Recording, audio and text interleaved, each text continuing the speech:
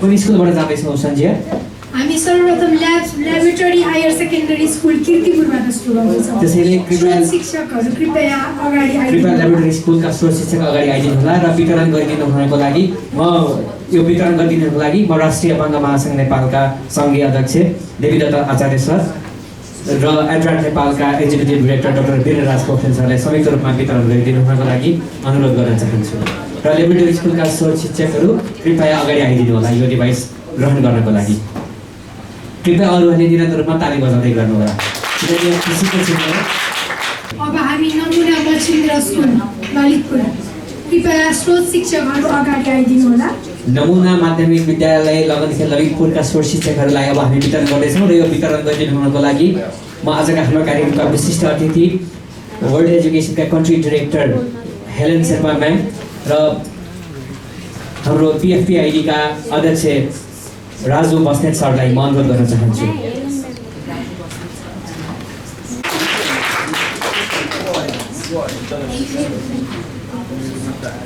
अब हामी आदर्श सौला स्कुल बुमतीका स्रोत शिक्षकलाई अगाडि आएर आफ्नो इभो E11 डिभाइस ग्रहण गरिदिनको लागि अनुरोध गर्न चाहन्छु र वितरणमा सरिक भइदिनुको लागि म बेडिटेकका रिप्रेजेन्टेटिभ डाक्टर होमेर मोबिजी र वर्ल्ड एजुकेसनका प्रोग्राम म्यानेजर र मिल कोअर्डिनेटर सुरेश भण्डारी सरलाई अनुरोध गर्न चाहन्छु। अबको पालोमा पृथ्वीनारायण स्कुल पृथ्वीनारायण सेकेन्डरी स्कुलबाट प्रतिनिधि हुनुहुन्छ भने कृपया ढाँसमा आएर यो डिभाइस ग्रहण गरिदिनुको लागि अनुरोध गर्न चाहन्छु र वितरण गरिदिनु हुन म एड्राट नेपालका कार्यवाहक अध्यक्ष सुगम भट्टराईज्यूलाई अनुरोध गर्न चाहन्छु।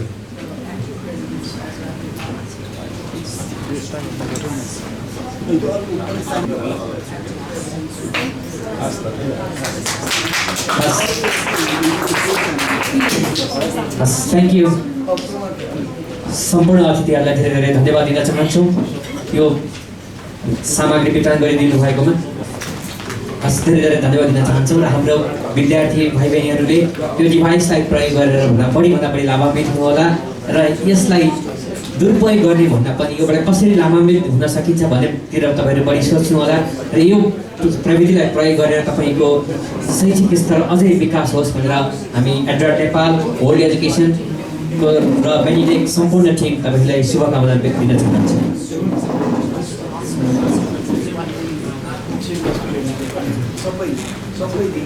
एक्सेसिबल फर्मेटमा किताबहरू भएन भने हामीले यो दिएको डिभाइसलाई तपाईँहरूले प्रयोग गर्न सक्नुहुँदैन। त्यसको लागि हामीले विगत 3 दिनदेखि यही ठाउँमा विभिन्न विद्यालयका स्रोत शिक्षकहरू पाठ्यक्रम विकास केन्द्रका प्रतिनिधिज्यूहरू र ब्रेल नेत्रहीन सङ्घ र एनएडब्ल्युबीका प्रतिनिधिज्यूहरूको र विभिन्न क्षेत्रमा जसले चाहिँ यो बुक प्रड्युस गर्नुहुन्छ उहाँहरूको प्रतिनिधिलाई राखेर एक्सेसिबल फर्मेटका बुकहरू बनाउनको लागि 3 दिने तालिम सञ्चालन गरेका थियौँ। त्यो तालिमका सर्टिफाइड ट्रेनरहरूलाई अब हामी प्रमाणपत्र वितरण गर्न गइरहेका छौँ। त्यसैले अब म अतिथिहरूलाई प्रमाणपत्रमा सरिक हुइदिनको अनुरोध गर्न चाहन्छु। हामी नाम बोलाउनेछौँ र त्यसपछि कृपया तपाईँ अगाडि आएर ग्रहण गरिदिनु होला। सर्वप्रथम म वर्ल्ड एजुकेसनका कन्ट्री डिरेक्टर हेलेन शेर्पाज्यूलाई प्रमाणपत्र वितरणको लागि म अनुरोध गर्न चाहन्छु र पहिलो सहभागी हुनुहुन्छ अरुण श्रेष्ठ र हेलेन म्यामलाई म अरुणजीलाई प्रमाणपत्र वितरण गरिदिनुको लागि अनुरोध गर्न चाहन्छु। Next we have Gaurav Maharjan. Helen म्यामलाई प्रमाणपत्र वितरण गरिदिनु भएकोमा धेरै धेरै धन्यवाद दिन चाहन्छु। अब म त्यसै गरी म अब पिएफपिआइडीका अध्यक्ष राजु बस्नेत सरलाई प्रमाणपत्र वितरणको लागि अनुरोध गर्न चाहन्छु र म अरू सहभागीहरूको नाम बोलाउने नै छु।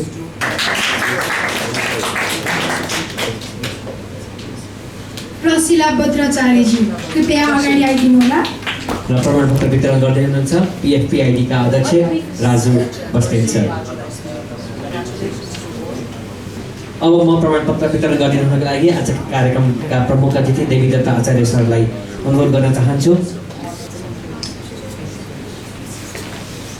Samita Devi Shakya research teacher laboratory school कृपया अगाडि आइदिनु होला र आफ्नो प्रमाणपत्र ग्रहण गरिदिनु होला।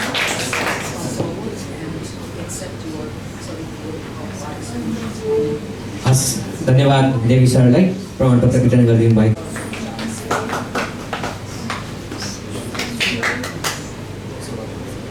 शोभा महर्जनज्यू आदर्श स्कुल कृपया अगाडि आएर प्रमाणपत्र ग्रहण गरिदिनुहोला। त्यसै गरी CHRC का प्रतिनिधि हाम्रो सुशील सरलाई अगाडि आएर प्रमाणपत्र ग्रहण गरिदिन अनुरोध गर्न चाहन्छु र म डाक्टर होमेयरलाई प्रमाणपत्र वितरण गरिदिनका लागि अनुरोध गर्न चाहन्छु। Homeyar sir, please come forward to hand over the certificate.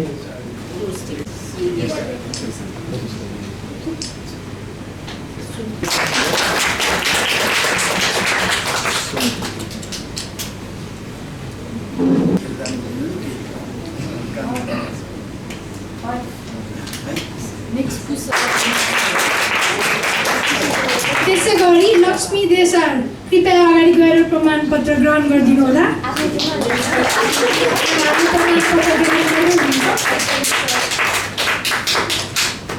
फर्मेटमा किताबहरू निर्माण गर्नुहुनेछ भन्ने अपेक्षा हामी राख्दछौँ।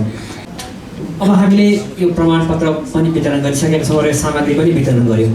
तर हामीले सामग्री वितरण गरिसकेपछि अब यो सम्पूर्ण जिम्मेवारी जान्छ विद्यालयलाई। विद्यालयले यो सामग्रीलाई कसरी सदुपयोग गर्ने योजना बनाउँ सोचेको छ र योबाट विद्यार्थीहरू कसरी लाभान्वित हुन सक्छन् भन्ने बारेमा हामी सही विद्यालयका शिक्षिकाहरूबाट र केही विद्यार्थीका ओपिनियनहरू लिन गइरहेका छौँ। त्यसैले सर्वप्रथममा सबभन्दा पहिला नमुना माध्यमिक विद्यालयकी शिक्षिका इन्दिरा अरियाल म्यामलाई अगाडि आएर आफ्नो विचार राखिदिनुको लागि अनुरोध गर्न चाहन्छु। इन्दिरा म्याम, छोटोमा। नमस्कार, म इन्दिरा अरियाल, नमुना मच्छिन्द्र माविको स्रोत शिक्षक। आज यो कार्यक्रममा जुन डिजिटल प्रविधिबाट चाहिँ हाम्रो विद्यार्थी भाइ बहिनीहरूलाई सिकाइमा सहजीकरणको लागि र उनीहरूले अडियोद्वारा आफ्नो पुस्तक जुन रिड गर्नको लागि चाहिँ सजिलो डिजिटल प्रविधिलाई आयोजकहरूले कार्यक्रम मार्फत हामीलाई जुन जानकारी दिएर जुन यो सहुलियत दिनुभएको छ, जुन सुविधा दिनुभएको छ, जुन जानकारी दिनुभएको छ, त्यसको लागि म आफ्नो हृदयदेखि नै हार्दिक आभार व्यक्त गर्दछु। विद्यार्थी भाइ बहिनीको तर्फबाट पनि, स्कुलको तर्फबाट पनि आयोजकप्रति चाहिँ म एकदम कृतज्ञता व्यक्त गर्दछु। र यो डिजिटल प्रविधिलाई हामीसम्म आइसकेपछि यसलाई कसरी प्रयोगमा ल्याउने र विद्यार्थी भाइ बहिनीहरूलाई सिकाइमा सहजीकरण कसरी गर्ने भन्ने दायित्व उहाँहरूले हामीलाई सुम्पिनु भएको छ। यो दायित्वलाई पक्कै पनि हामी पुरा गर्नेछौँ र अब यसमा पनि समस्या हुनसक्छ। हामीसँग पर स्टुडेन्टलाई पुग्ने डिभाइस नभइदिँदा त्यहाँ अलि असहज स्थिति आउँछ होला। तैपनि हामी पालै पालो यसलाई व्यवस्थापन गरेर अब सिकाइलाई सहजीकरण गर्न कसैलाई हाम्रो व्यवस्थापन समितिमा भनेर हुन्छ कि स्कुल प्रशासनलाई भनेर हुन्छ कि हामीले पर विद्यार्थीलाई उपलब्ध गराउन सक्यौँ भने पक्कै सिकाइमा सहजीकरण हुन्छ। नत्र हाम्रो विद्यार्थी सङ्ख्या चाहिँ बढी, डिभाइस चाहिँ कम भइदिँदा एउटा समस्या मैले आफूलाई अहिले ग्रहण गर्दैखेरि महसुस गरिसकेँ। हामी फिल्डमा जब जान्छौँ विद्यालयमा फर्केपछि यो मैले स्कुल हाम्रो नमुना स्कुलमा 3वटा डिभाइस उपलब्ध गराउनु भएको छ। अब गएपछि विद्यार्थी भाइ बहिनीमा एकदम क्युरियोसिटी त भइहाल्छ। उनीहरूलाई अब कसलाई दिने कसलाई नदिने, जस्तै 12-15 जनाको 6 कक्षादेखि 10 कक्षासम्म लगभग मसँग 12-15 जति विद्यार्थी भाइ बहिनी छन्। अब उनीहरूलाई मैले पालै पल्लो सायद 1 by 1 गरेरै गराउनुपर्छ होला र पछि पक्कै पनि यसमा केही सोल्युसन निस्किन्छ होला। म यसलाई भरपुर प्रयोगमा ल्याउनेछु भन्ने प्रतिबद्धता चाहिँ जाहेर गर्न चाहन्छु। हस्, धन्यवाद। धेरै धन्यवाद। पक्कै नै हाम्रो यो टेक्नोलोजीलाई अझै पनि धेरै प्रयोगबाट हामी म्याक्सिमम बेनिफिट हामी सबैलाई हुनेछ भनेर विश्वास छ। अबको क्रममा पृथ्वीनारायण स्कुलको प्रिन्सिपल सरलाई हामी यसको कस्तो भयो त, अब कसरी हामीले अझ पनि राम्ररी युज गर्न सक्छौँ भन्ने सेयरिङ गरिदिनुको लागि अनुरोध गर्दछौँ। कृपया अगाडि आइदिनु होला। धन्यवाद दर्शकज्यू।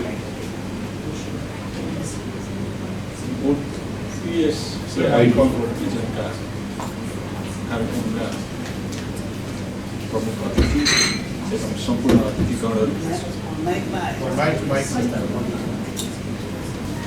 सम्पूर्ण विद्यालयबाट पाल्नुभएका विद्यार्थी भाइ बहिनीहरू, स्रोत शिक्षकज्यूहरू, प्रिन्सिपलज्यूहरू र अन्य सहभागीज्यूहरूमा म पृथ्वीनारायण माध्यमिक विद्यालय यो काठमाडौँको तारकेश्वर नगरपालिका वडा नम्बर 5 बाइपास बालाजु बाइपासदेखि 3 किलोमिटर भित्र अवस्थित विद्यालय हो।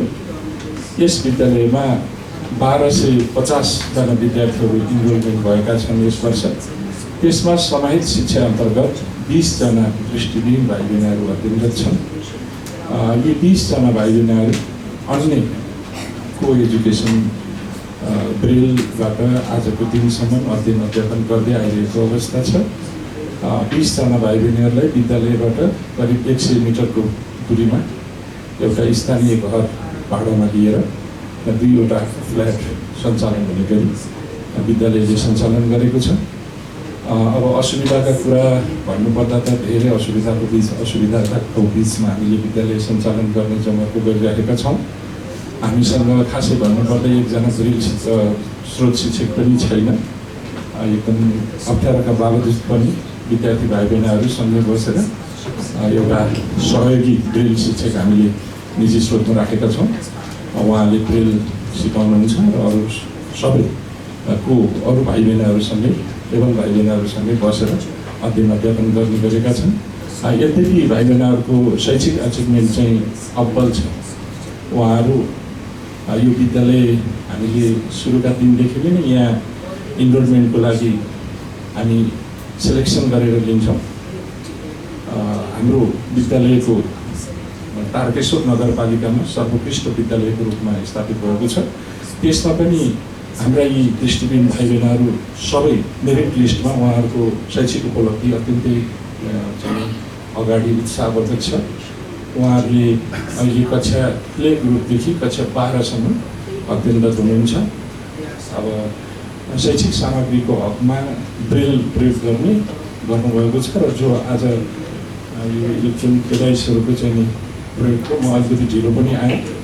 अब यसले निश्चित रूपमा भाइ बहिनीहरूलाई शैक्षिक गुणस्तर अगाडि बढाउनको लागि अहिलेको आधुनिक टेक्नोलोजीहरूसँग परिचित हुनको लागि यसले धेरै महत्त्वपूर्ण भूमिका खेल्नेछ भन्ने मैले आशा लिएको छु। र भोलिका दिनमा यसलाई प्रयोग गर्ने क्रममा अब यो अलिकति मैले सबै अघि सिकाउनु भएका सरहरूले भन्नुभएका कुराहरू त मलाई अब म अलिक नन टेक्नोलोजी माइन्डको पनि परेँ। मैले अहिले त्यति धेरै ग्रहण गर्न सकिरहेको छैन। यद्यपि म चाहिँ नि अब प्राविधिक साथीहरूसँग सहयोग लिएर अब तुरुन्तै इमिडिएटली नै यसलाई प्रयोग गर्ने प्रयत्न गर्नेछु। र भोलिका दिनमा यसरी यो उत्साहजनक ढङ्गको यो टेक्नोलोजीको प्रयोगले भाइ बहिनीहरू असाध्यै खुसी हुनेछन् भन्ने मैले एउटा अनुभूति पनि लिइराखेको छु। अब अरू थप यसका चाहिँ हामी पनि एउटा सामुदायिक विद्यालयमा के गर्न चाह्यो भने सम्भव छ भन्ने खालको एउटा चाहिँ भावनाले प्रेरित रहेर एउटा प्रयत्नहरू नयाँ प्रयत्नहरू सफल अभ्यासहरू गर्ने प्रयत्न गरेका छौँ। अहिले यो आजको दिनमा आइपुग्दा समुदायमा मेरो भेगको समुदायले सबैभन्दा पहिलो रोजाइको विद्यालय पृथ्वीनारायण माविलाई दिएकोमा हामी गर्व पनि गर्छौँ। त्यहाँ इनरोलमेन्ट नपाएपछि मात्रै अरू विकल्प अरू प्राइभेट संस्थाहरूमा जाने सम्मको अवस्था आइपुगेको छ। त्यसैले विद्यालयले आजका दिनमा जुन खालको समुदायको एउटा भावना जित्न सकेको छ त्यसमा पनि हामीले एउटा यो समाहित शिक्षा अन्तर्गतको दृष्टिविहीन भाइ बहिनीहरूलाई पनि अध्यापन गर्ने जुन अवसर प्राप्त गरेका छौँ त्यो पनि हाम्रो लागि एउटा अत्यन्त महत्त्वपूर्ण अवसरको रूपमा हामीले ग्रहण गरेका छौँ। अब यो समाहित शिक्षालाई पनि हामीले अरू सरह नै लान पर्छ भन्ने हाम्रो चाहिँ एउटा एकदम डेडिकेटेड एउटा टिम छ। त्यो टिमले चाहिँ यसलाई उत्साहजनक ढङ्गले यी सामग्रीहरू प्रयोग गरेर भोलिका दिनमा यहाँहरूलाई जुन खालको एउटा सहयोगबाट जुन अपेक्षा गर्नुभएको छ त्यो अपेक्षा पुरा गर्नुहुनेछ भन्ने दृढ विश्वासका साथ मैले मेरो छोटो भनाइ यही अन्त गरेँ। र अब आज म +2को परीक्षामा पर्यवेक्षकको रूपमा थिएँ, विद्यालय पुग्नु पाएको छैन। त्यसो भएको हुनाले म अलिकति छिटो मेरो प्रोग्रामहरू पनि भएको हुनाले मैले क्षमा प्रार्थी गर्दै कार्यक्रमको बिचमै निस्कने प्रयत्न गरेको छु। त्यसमा क्षमा प्रार्थी छु। हस्, धन्यवाद, नमस्कार।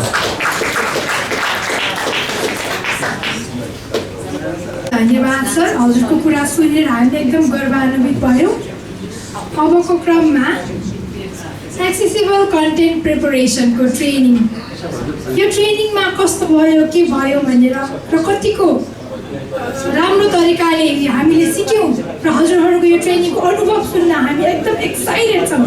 सो अबको पालोमा यो ट्रेनिङको पार्टिसिपेन्ट सरस्वती चालिसेज्यूलाई अगाडि निम्ताउँछौँ र उहाँको केही शब्दहरू सुन्छौँ। First of all, namaskar and good morning to all my respected member presented here. म चाहिँ मेरो नाम चाहिँ सरस्वती चालिसे, म प्रगति शिक्षा सदन कोपुण्डो ललितपुरबाट एज अ म ग्रेड टिचर त्यहाँ काम गरिरहेको छु। सो फर्स्ट अफ अल म आफ्नो हृदयदेखि नै यो ओल्ड एजुकेसन र एट्र्याक्ट नेपाल जसले चाहिँ यो प्रोजेक्ट आयोजना गर्नुभयो उहाँको लागि एकदम हृदयदेखि नै धन्यवाद व्यक्त गर्न चाहन्छु। अनि अर्को चाहिँ I would like to thank you to doctor Virendra Raj Pokhrel sir, जसले चाहिँ मलाई ट्रस्ट गरेर या यो प्रोजेक्टमा यो ट्रेनिङमा सामेल हुने एउटा मौका दिनुभयो। साँच्चै नै उहाँले हाम्रो स्कुलमा एकदम राम्रो इन्क्लुसिभ एजुकेसन सम्बन्धी एकदम राम्रो पहिले ट्रेनिङहरू पनि दिइसक्नु भएको छ अनि अहिले यसपालि पनि अपर्च्युनिटी दिनुभएकोमा एकदम म थ्याङ्कफुल छु। देन आफ्टर मैले चाहिँ यो ट्रेनिङमा चाहिँ एकदम नयाँ कुरा सिकेँ। मैले स्कुलबाट चाहिँ धेरै ट्रेनिङहरू पहिला नै पाइसकेको थिएँ, प्लस हाम्रो डाक्टर वीरेन्द्र राज पोखरेल सरले नै हामीलाई विभिन्न इन्क्लुसिभ एजुकेसन सम्बन्धी धेरै ट्रेनिङहरूमा सामेल गराइसक्नु भएको थियो। यो चाहिँ मेरो लागि एक्स्ट्रा नयाँ मैले सिकिरहेको थिएँ, तर यसपालि चाहिँ मैले चाहिँ नयाँ कुरा सिकेको भने चाहिँ इन्क्लुसिभ एजुकेसनको बारेमा त मैले धेरै सुनेको थिएँ, प्लस मैले ट्रेनिङहरू पनि लिएको थिएँ, तर यसपालि चाहिँ मैले एउटा नयाँ कुरा सिकेँ। त्यो मेरो लागि एकदम नयाँ एउटा एचिभमेन्टको रूपमा पनि रहेको छ। मैले यसपालि सिकेको कुरा भनेको how to convert book to audio books, कसरी चाहिँ बुकलाई चाहिँ अडियो बुक्समा कन्भर्ट गर्ने भन्ने कुरा चाहिँ मैले सिकेँ। एकदमै राम्रो लाग्यो। यो चाहिँ 3 डेजको ट्रेनिङ रहेको थियो। फर्स्ट चाहिँ मलाई अब हाम्रो अरू नलेज भए पनि यो बुक्स टु वर्ड बुक्सको अडियो बुक्सको चाहिँ अलिकति कमै थियो। फर्स्ट डे चाहिँ मलाई अलिकति कम्प्लिकेटेड नै लागेको थियो, तर second day and third day चाहिँ मलाई एकदमै रमाइलो लाग्यो। प्लस कसरी चाहिँ अब हाम्रो स्कुलमा पनि अब चाहिँ इन्क्लुसिभ एजुकेसन हुन लागेको छ। सो एज हामीले प्रगति स्कुललाई एज अ इन्क्लुसिभ एजुकेसन देख्ने अब टाइम त्यो धेरै समय त्यो धेरै टाढा पनि छैन।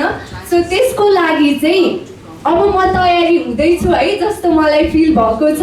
अनि त्यसपछि चाहिँ अब यो स्कुल अब जुन मैले सिकेँ नि यो कुरा त यो नट एट दोज स्टुडेन्ट, यो त सबै बालबालिका सबै भाइ बहिनीहरूलाई चाहिँ हुने as a inclusive education as a सबैले चाहिँ यसको बेनिफिट उठाउन सक्नुहुन्छ जस्तो मलाई लाग्यो।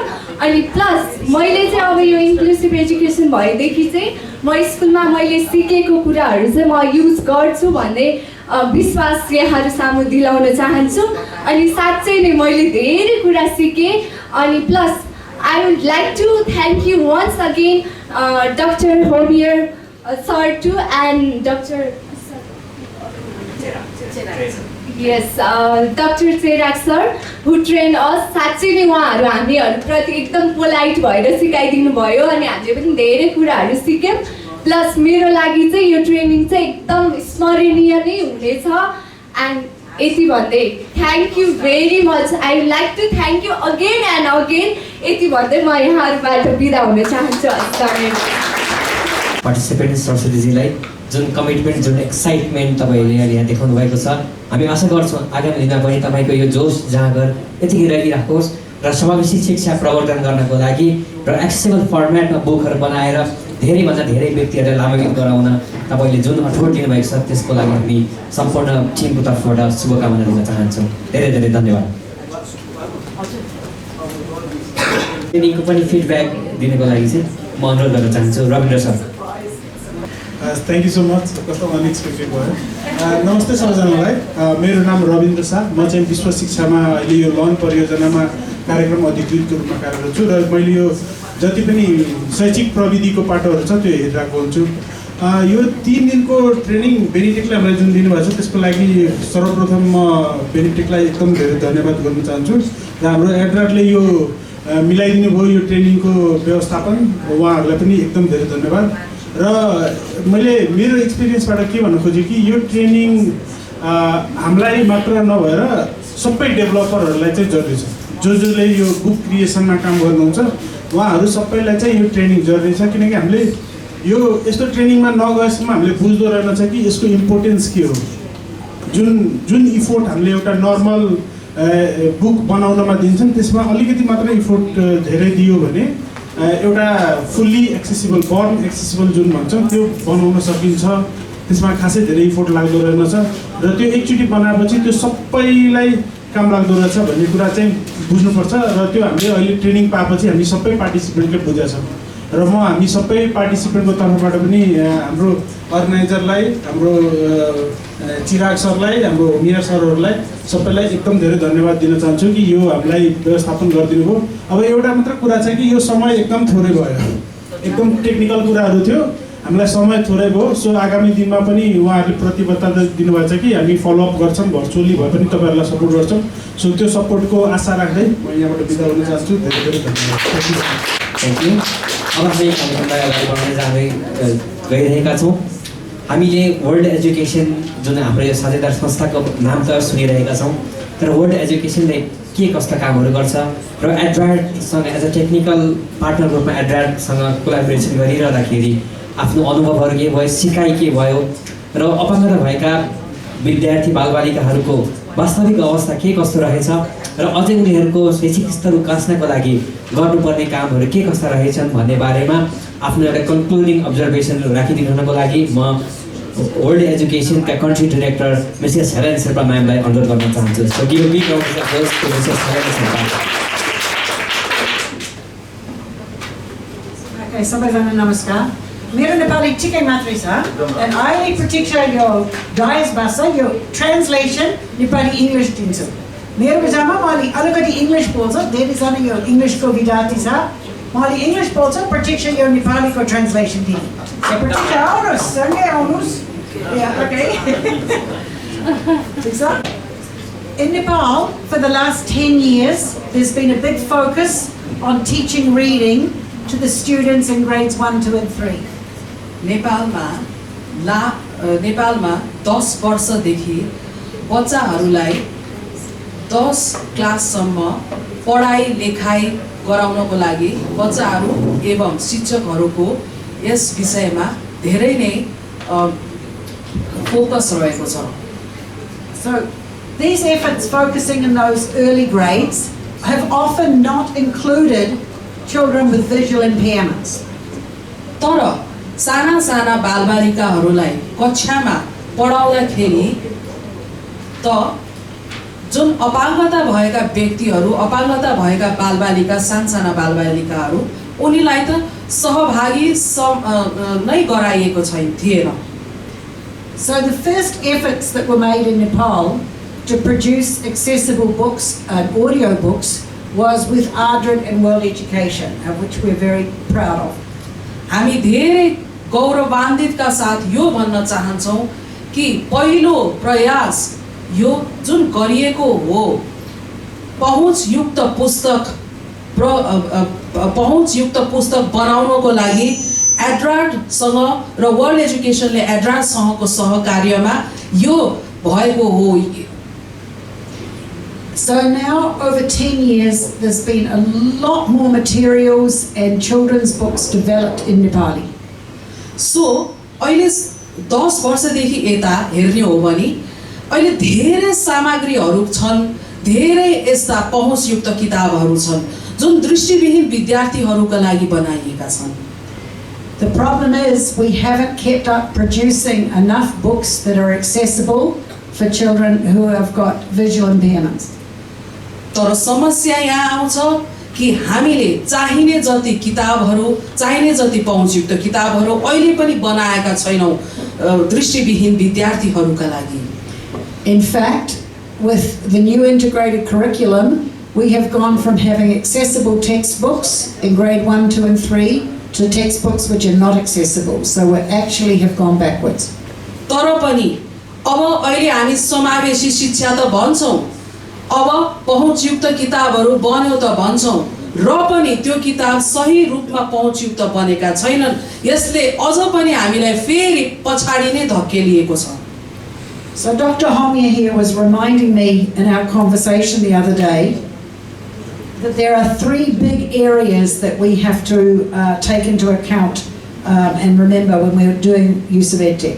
सो हामीले केही दिन पहिला डाक्टर होमियारले मलाई के बताउनु भएको थियो भने हामीले 3 कुराहरुमा ध्यान दिनु पर्दछ जब हामीले एउटा किताब बनाउँछौं। So the first big area is the technology, the actual equipment, be it high tech or low tech. सबैभन्दा पहिलो विषय त टेक्नोलोजी प्रविधि हो जसलाई हामीले हाई टेक र लो टेक भनेर भन्दछौं। The second big area is having sufficient content and the right sort of content. र दोस्रो विषय भनेको सामग्रीहरु हुनु हो, पर्याप्त मात्रामा हुनु हो, धेरै मात्रामा हुनु हो। And the third thing is seeing to it that we have the right training for teachers and students to make use of those technologies and that content. र तेस्रो कुरा भनेको हामीसँग सही तालिमहरु हुनु पर्यो जुन चाहिँ हामीले विद्यार्थीहरुलाई र स्रोत शिक्षकहरुलाई पर्याप्त मात्रामा दिनु पुर्याउनु पर्यो। So the Learn project has been in 4 provinces in 200 schools. Learn project यो 4 वटा प्रदेशहरुमा 200 विद्यालयहरुमा छ। And we set out to address these 3 aspects. र हामीले अगाडि बढेका छौं यी 3टा अघि मैले जुन उल्लेख गरे यी 3टा विषयहरुलाई एड्रेस गर्नको लागि सम्बोधन गर्नको लागि हामी अघि बढेका छौं। So rather than spending all of the budget buying technology, which we could have done, we decided to try and use the technology we have better and have some unique technologies like the Evo players. So सबै budget सबै हामीले धेरै किन्ने technology बाहिरबाट ल्याउने भन्दा पनि हामीले के पनि यसमा हामीले मनन विचार गर्यो भने हामीसँग जे छ हामीले त्यसलाई पनि पर्याप्त मात्रामा उपयोग गर्ने र हामीले Evo E11 डिजी प्लेयर पनि नेपालमा भित्र्याएका छौं। We then looked at content and where were the big gaps, and as you will have seen through the workshop, we are trying to develop some new content where there are gaps. तर हामीले learn गरेको हामीले content सामग्रीमा हेरेनौं कि त्यहाँ एउटा gap देखियो। यो वर्कशपबाट त्यसलाई सम्बोधन भएको छ र हामीले अब पहुँचयुक्त कन्टेन्ट पहुँचयुक्त सामग्री बनाउने तयारी गर्दै छौं। And we also have a EdTech toolkit, which I'm sure Ravindra can give you the QR code for you to link into. हामीसँग EdTech toolkit पनि छ जसको रविन्द्र शाह सरले हामीलाई QR कोड पनि दिनुहुनेछ। So much more is needed. यसै गरी हामीलाई अझ पनि धेरै चाहिन्छ। The donors give money and then they don't. डोनर्सहरुले दात्री संस्थाहरुले पैसा त दिनुहुन्छ फेरि दिनुहुन्न। So one of the big sources of funding for Nepal and this work needs to be from our own government. त्यसै कारणले हाम्रो सबैभन्दा ठूलो स्रोत र हाम्रो दात्री संस्था नेपाल सरकार नै हाम्रो लागि हुनु पर्दछ। More than 90% of the education budget comes from you in the room and all the other taxpayers. 90%. 90% of the education budget, 90%, comes from the taxpayers, from the Nepali taxpayers. So more than धेरै 90% भन्दा बढी पैसा नेपालका करदाताहरूबाट आउँदछ। So we need to keep pushing for the government of Nepal to put more money into providing technology, providing content, providing teacher training. So हामीले के गर्नु पर्दछ भने हामीले नेपाल सरकारलाई घचघच्याइ राख्नु पर्दछ कि त्यो आएको कर नेपाली दृष्टिविहीन विद्यार्थीहरूको, नेपाली अपाङ्गता भएका विद्यार्थीहरूको तालिममा, उनीहरूको स्रोत शिक्षकहरूको तालिममा, उनीहरूको सामग्री कसरी बनाउने, उनीहरूको पहुँचयुक्त सामग्री कसरी बनाउने त्यस तालिममा प्रयोगमा आउनु पर्दछ। We've visited schools in the projects that have not had training for teachers of visually impaired students for 14 years. We need to change that. 14 वर्षदेखि हामीले यस्ता स्कुलहरू पनि गयौँ जहाँ स्रोत शिक्षकहरूको लागि दृष्टिविहीन स्रोत शिक्षक, दृष्टिविहीन विद्यार्थीहरूको लागि जहाँ तालिम दिएकै छैन, तर त्यो बदलाव आउनु पर्दछ त्यहाँ। Even when we don't have funding, though, as we have seen from this workshop, our teachers, our students, our members of the blind community, our friends, we can make more accessible content, even if we don't have a lot of resources, and we need to focus on that. हामीसँग स्रोत साधन, हामीसँग पैसा नभए तापनि हामी यो समाजमा बस्छौँ, हामी साथी, हामी स्रोत शिक्षक, शिक्षक, विद्यार्थी, दृष्टिविहीन विद्यार्थी, हामी सबै मिलेर पहुँचयुक्त स्रोत सामग्रीहरू दृष्टिविहीन विद्यार्थीहरूको लागि बनाउनु नितान्त आवश्यक छ। The best of those materials we can then get into the online digital libraries such as the Benitech, the Bookshare Library.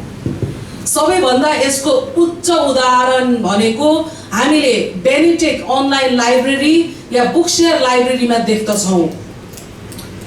One of the schools World Education works with for visually impaired students is in Mugu. एउटा school मुगुमा छ जसमा world एजुकेसनले काम गर्दछ, त्यो दृष्टिविहीनहरू पढ्ने विद्यालय हो। And I hope that one day that school will have as much technology as our schools in Kathmandu, and that children across Nepal will benefit from the education technology.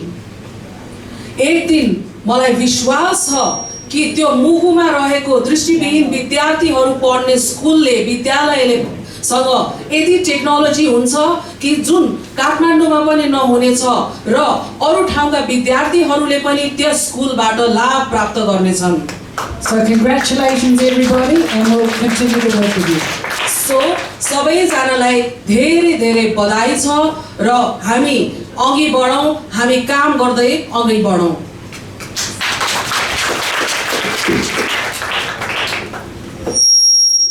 स्वयं doctor Veeraraj Pokharel sir नै हुनुहुन्छ, उहाँको लागि चाहिँ जोरदार ताली। वीरेन्द्र सरले सूचना र प्रविधिको क्षेत्रमा र डिसेबिलिटी मुभमेन्टमा यति धेरै नवीनतम कामहरू गर्नुभएको छ, त्यो बारेमा हामी सबैलाई अवगत नै छ, त्यो बारेमा चर्चा गरिराख्नु नपर्ला।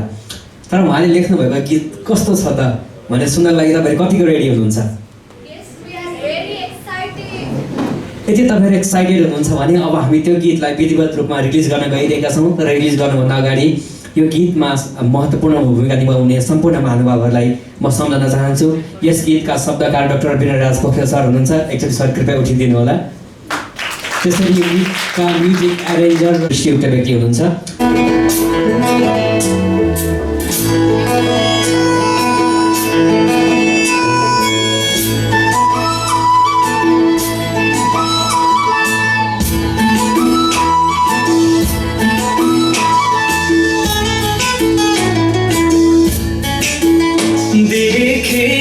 सानो तिम्रो मुस्कान मन भयो कुटुका,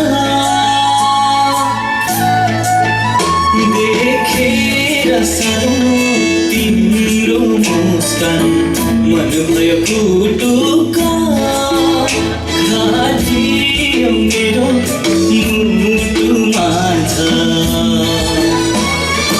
माया बस्यो सुटुका,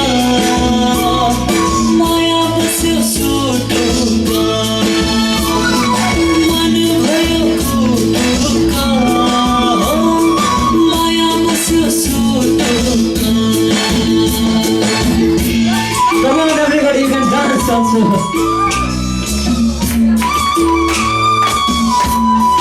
One, two, one, two.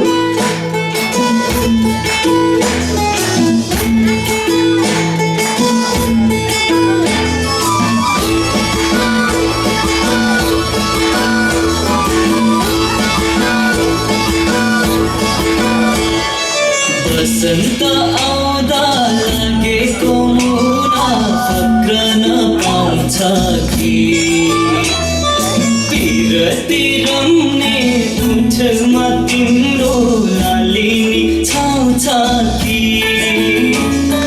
भुल्न सकिन याद यो तिम्रो के पोमा गरौँ खै छर्केर माया पुगेला सानो बिसाउ अब खै देखेर सानो तिम्रो मुस्कान मन भयो फुटुका खाली मेरो मुटुमा छ माया बस्यो सुटुका माया बस्यो सुटुका मन भयो फुटुका हो माया बस्यो सुटुका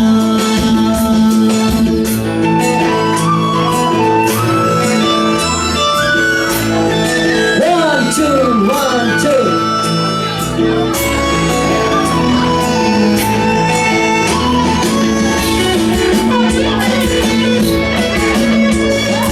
Come on, everybody!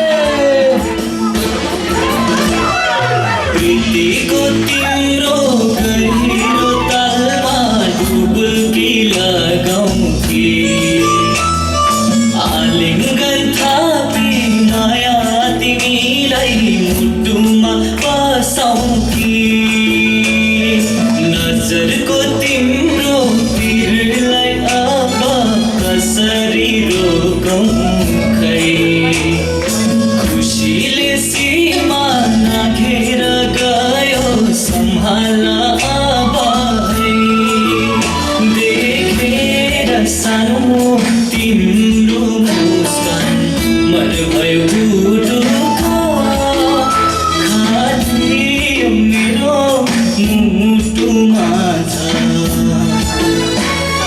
माया बस्यो सुटुका माया बस्यो सुटुका मन भयो फुटुका मन भयो फुटुका माया बस्यो सुटुका माया बस्यो सुटुका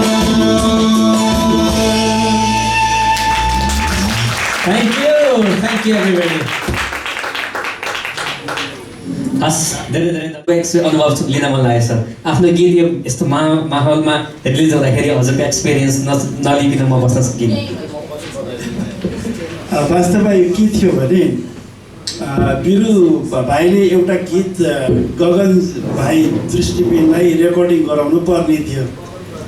अनि मैले के भने म पनि कहिले लेख्छु भन्दाखेरि ओहो त्यसो तपाईँकै गीत गराउँछु भन्यो भने 6 महिना गर्नु।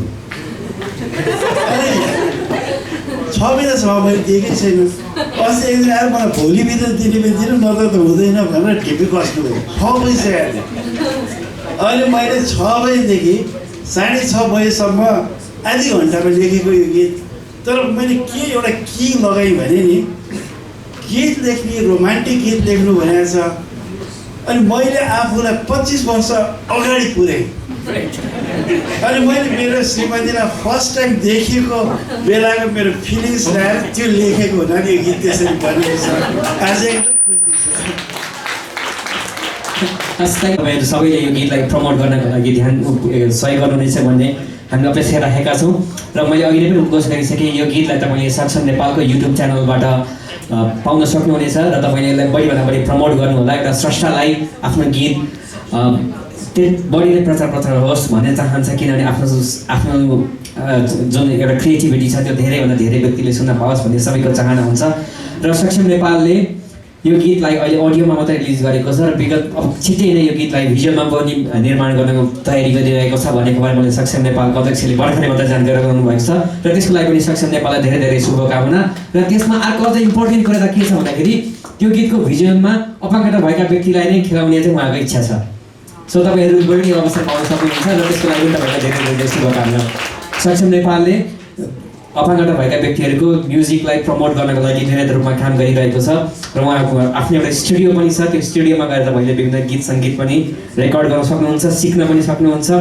र यो गीतलाई मैले भनिहालेँ सक्षम नेपालको युट्युब च्यानलबाट पनि तपाईँहरूले सुन्न सक्नुहुनेछ। धेरै धेरै धन्यवाद सबैजनालाई, यो प्रडक्सन इन्टायर टिमलाई धेरै धेरै धन्यवाद र भिजुअलको लागि पनि शुभकामना।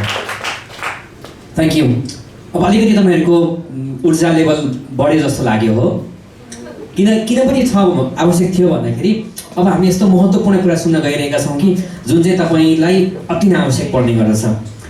हामीले बिहानदेखि नै बुक सेयरको कुरा गरिरहेका छौँ, बेनिटेकको कुरा गरिरहेका छौँ र असिस्टेड टेक्नोलोजीको पनि कुरा गरिरहेका छौँ। त्यो कुराहरू गरिरहेर मात्रै भएन कि त्यसलाई कसरी प्रयोग गर्ने र त्यसका सम्भावनाहरू के छन् भन्ने बारेमा त हिजो हाम्रो डाक्टर भूमिहरूले पनि धेरै कुराहरू जानकारी गरिसक्नु भएको छ।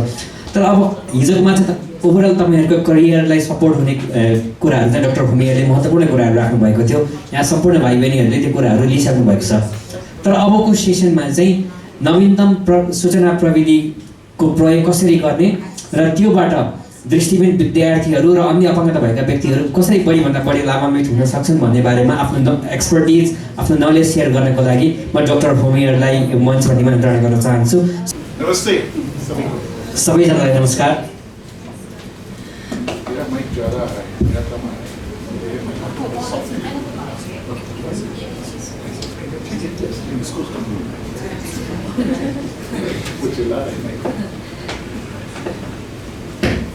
आपने नेपाली में लोगों को बोलते सुना, हिंदी में इंग्लिश में बोलते सुना, अब थोड़ा हिंदी में बोलेंगे, चलेगा?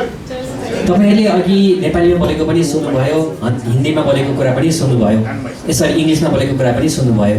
अब चाहिँ म हिन्दीमा बोल्छु, हुन्छ? चलेगा ना? हुन्छ नि? धेरै राम्रो।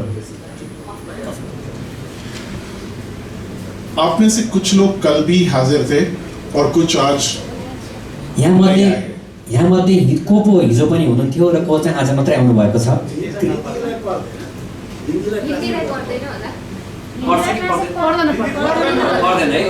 No translation needed?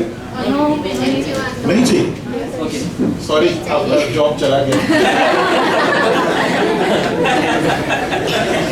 देखो माइंड को बेरोजगार कर रहे हो आप।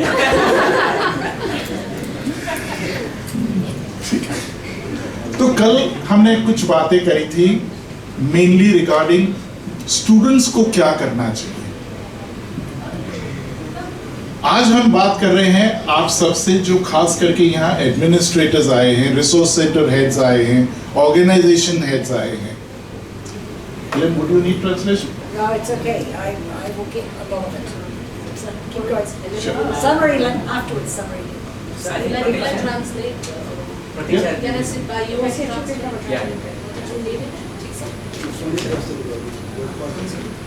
Generally, I like to be inclusive. Good point.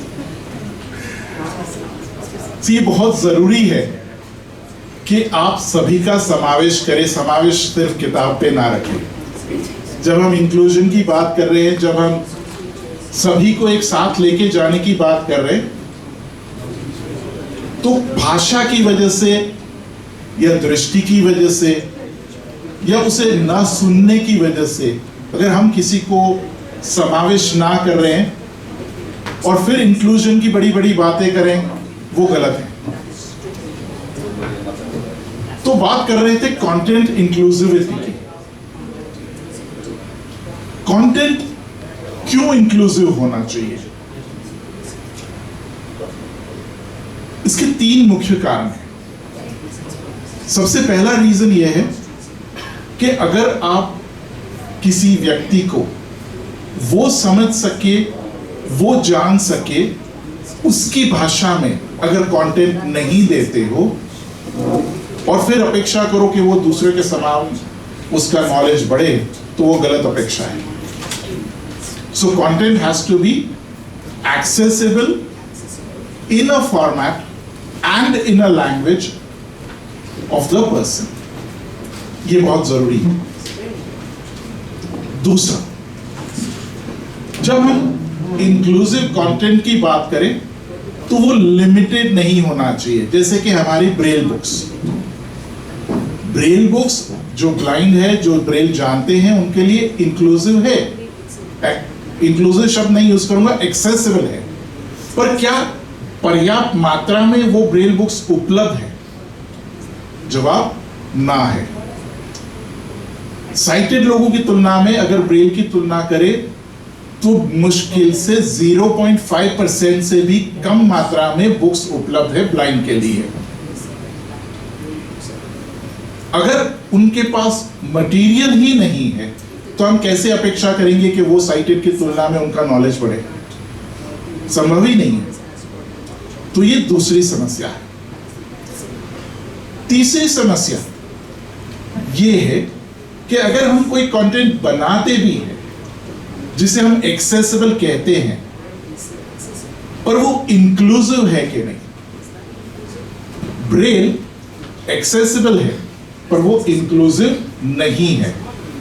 अगर कोई ब्लाइंड व्यक्ति ब्रेल में लिखता है और कहीं जाके साइटेड व्यक्ति को वो मटेरियल दे रहा है और वो साइटेड व्यक्ति वो मटेरियल को नहीं पढ़ेगा क्योंकि उसको ब्रेल नहीं आता है, तो हम उसे इंक्लूसिव नहीं कह सकते हैं। So braille we call it as a special medium.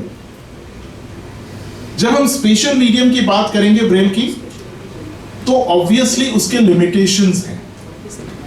और हम जब बात कर रहे हैं इंक्लूजन की, समावेश की, वहां पे दोबारा हम स्पेशल मीडियम्स की भी बात करें तो वो गलत है। जो आपका मटेरियल है, रीडिंग मटेरियल है, वो इंक्लूसिव होना चाहिए। उसका मतलब ये है कि चाहे वो ब्लाइंड हो, लो विजन हो, लर्निंग डिसेबल्ड हो या फिर नॉन डिसेबल्ड हो, सारे लोग उस मटेरियल को अपनी अपनी तरह से पढ़ सके। दैट मीन्स मटेरियल सेम है, पढ़ने के तरीके अलग हैं। उदाहरण के तौर पे जब हम डिजिटल बुक्स की बात कर रहे हैं, जो आप में से कुछ लोगों ने जिसकी तालीम ली, जब आप वो बुक बनाओगे, ईपब फॉर्मेट में बनाओगे, वर्ड में बनाओगे,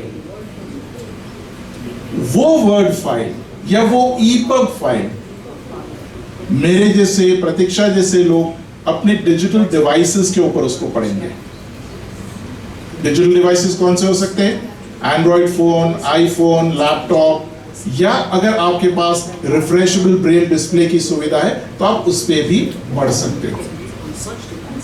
अब कुछ लोग लो विजन है, तो लो विजन लोग भी उसी मटेरियल को, वही ईपब फाइल को फॉर्म बड़ा करके, एनलार्ज करके भी पढ़ेंगे। जो लर्निंग डिसेबल है, जिनको डिसलेक्सिया है, जिनको देखने में कोई दिक्कत नहीं है पर अक्षर को समझने में तकलीफ है, वो लोग भी यही ईपब फाइल को वही एंड्रॉइड या वही आईओएस डिवाइस यानी आईफोन या विंडोज के ऊपर कराओके स्टाइल रीडिंग में पढ़ पाएंगे। कराओके स्टाइल रीडिंग क्या होती है? जहां अक्षर हाईलाइट हो रहे हैं और वो अक्षर ऑडियो के माध्यम से बोल भी रहे हैं, यानी वो सुनेंगे भी और देखेंगे भी। तो ये सारी चीज में अगर हम देखें, इंक्लूजन क्यों है? क्योंकि हमारा जो बेस मटेरियल है वो मटेरियल एक ही था। वर्ड या ईपब हमने अलग अलग लोगों के लिए अलग अलग उसको परिवर्तन नहीं किया। जो परिवर्तन हुआ वो मटेरियल का वो डिवाइस के ऊपर हुआ, वो डिवाइस के ऊपर जो एप्लीकेशन यूज किए गए जिसके माध्यम से वो व्यक्ति ने अपने हिसाब से, अपने तरीके से उस माध्यम को पढ़ा। This is what we call born accessible reading, BORN, born, यानी वो जो प्रकाशन है, जो पब्लिकेशन हुआ, वो इस तरह से बनाया गया कि उसे हमें बाद में चेंज करने की जरूरत नहीं पड़ी। आज के युग की ये बहुत बड़ी जरूरत है। उदाहरण के तौर पे आपके नेपाल की अगर हम बात करें, सीडीसी से जो कंटेंट की बात करें, जो हेलेन ने अभी थोड़ी देर पहले बात करी थी, एक प्रकाशक के तौर पे, एक पब्लिशर के तौर पे, अगर सीडीसी नेपाली बुक्स अगर पब्लिश करते हैं, पीडीएफ में बना तो रहे हैं, पर अगर उसमें फॉन्ट उन्होंने गलत इस्तेमाल कर दिए तो वो पूरा प्रकाशन इनएक्सेसिबल बन जाता है। साइटेड लोग तो उसको देख पाएंगे, पर जो टेक्नोलॉजी यूज करके उस प्रकाशन को सुनना या मैग्नीफाई करके या कराओके स्टाइल में पढ़ना चाहेंगे, उसके लिए वो इनएक्सेसिबल हो जाएगा। उसका मतलब ये हुआ कि एड्राइव जैसी, NAB, Nepal association for the blind या अन्य संस्थाएं जो ब्लाइंड के लिए या डिस्लेक्सिक के लिए जो अन्य संस्थाएं काम कर रही है, उनको दोबारा वो ही पब्लिकेशन दोबारा पैसे लगा के उसे एक्सेसिबल बनाना पड़ेगा। अब सोचिए कितना खर्चा हुआ। जो चीज प्रकाशक के वहां से सिर्फ एक फॉन्ट बदलने से, प्रीति फॉन्ट जो इस्तेमाल हो रहा है आपके नेपाल में नेपाली भाषा के लिए, उसकी जगह पे यूनिकोड फॉन्ट्स का अगर इस्तेमाल होता तो ये बहुत बड़ी समस्या वहीं के वहीं खत्म हो जाती है। सिर्फ एक फॉन्ट, गलत फॉन्ट, पूरा पब्लिकेशन इनएक्सेसिबल। अब मान लो कि सीडीसी या उनके प्रकाशकों ने प्रीति फॉन्ट की जगह यूनिकोड इस्तेमाल कर भी लिया, तो भी एक समस्या बनती है। उसके लिए मैं पहले एक उदाहरण देना चाहूंगा। साइटेड लोग जब कोई किताब खोलते हैं, प्रिंटेड किताब खोलते हैं, तो सबसे पहले क्या करते हैं? वो सबसे पहले विषय सूची खोलते, अनुक्रमणिका, टेबल ऑफ कंटेंट्स को खोलते हैं। फिर देखते हैं चैप्टर 4, ओके, चैप्टर 4 कौन से पेज पे? 74 पे, पेज नंबर 74 खोलते, पढ़ते हैं। अगर ये सीडीसी का जो डॉक्यूमेंट है यूनिकोड फॉन्ट में भी होता, पर अगर उसमें हेडिंग मार्कअप्स नहीं होते, जो यहाँ ट्रेनिंग ली है उनको ये समझ में आएगी बात। अगर वो सिर्फ एक टेक्स्ट होती, तो अगर मुझे पेज 74 पे वो चैप्टर है कि नहीं पहले तो वो पता नहीं चलता, क्योंकि उसमें टेबल ऑफ कंटेंट्स नहीं होता। अगर टेबल ऑफ कंटेंट्स होता भी है तो मुझे पेज 74 पे जाने के लिए कंट्रोल पेज डाउन करके पेजेस टर्न करते करते करते पेज 74 पे जाना पड़ता है। और अगर उसमें भी मुझे चैप्टर 4 का सब हेडिंग ढूंढना है तो वो तो अति आवश्यक, इम्पॉसिबल हो जाता है। दैट मीन्स यूनिकोड फॉन्ट इस्तेमाल करना एक बात है, पर उसके अंदर हेडिंग्स वगैरह मार्क करना और कंटेंट को एक्सेसिबल बनाना वो अलग बात है। सिर्फ यूनिकोड लगाने से वो जो आपका डॉक्यूमेंट है रीडेबल बनता है, मैं पढ़ सकता हूं, पर अगर उसमें सही तरह से आपने हेडिंग्स, टेबल्स, ग्राफिक्स को मार्क किया, ऑल्टरनेट टेक्स्ट प्रोवाइड करी, तो वो नेविगेबल बन जाता है। सो रीडिंग और रीडेबल एंड नेविगेबल ये दो अलग अलग शब्द बन जाते हैं। सो हमारे जो डॉक्यूमेंट्स होने चाहिए, number 1 accessible, readable and navigable होने चाहिए। अब एक और समस्या खड़ी हो जाती है। मटेरियल मान लो कि बना भी दिया, वर्ल्ड एजुकेशन ने, हेलेन ने बताया कि वो कई सारे डॉक्यूमेंट्स नए बनाने वाले हैं, पर नेपाल एक इतना विशाल देश है, माउंटेन्स है, लोग अलग अलग क्षेत्रों में, प्रांत में बिखरे हुए हैं। वो मटेरियल उन तक पहुंचेगा कैसे? जब तक वो मटेरियल वहां तक पहुंच नहीं रहा है तब तक वो मटेरियल का कोई मतलब नहीं है। तो वो मटेरियल को पहुंचाने के लिए हमें ऐसी कोई प्रणाली बतानी पड़ेगी जिसकी वजह से कोई भी बंदा कोई भी प्रांत में हो, कहीं भी हो, अगर उसके पास थोड़ा भी इंटरनेट हो तो वो ये मटेरियल को डाउनलोड करके उसके बाद ऑफलाइन पढ़ सके।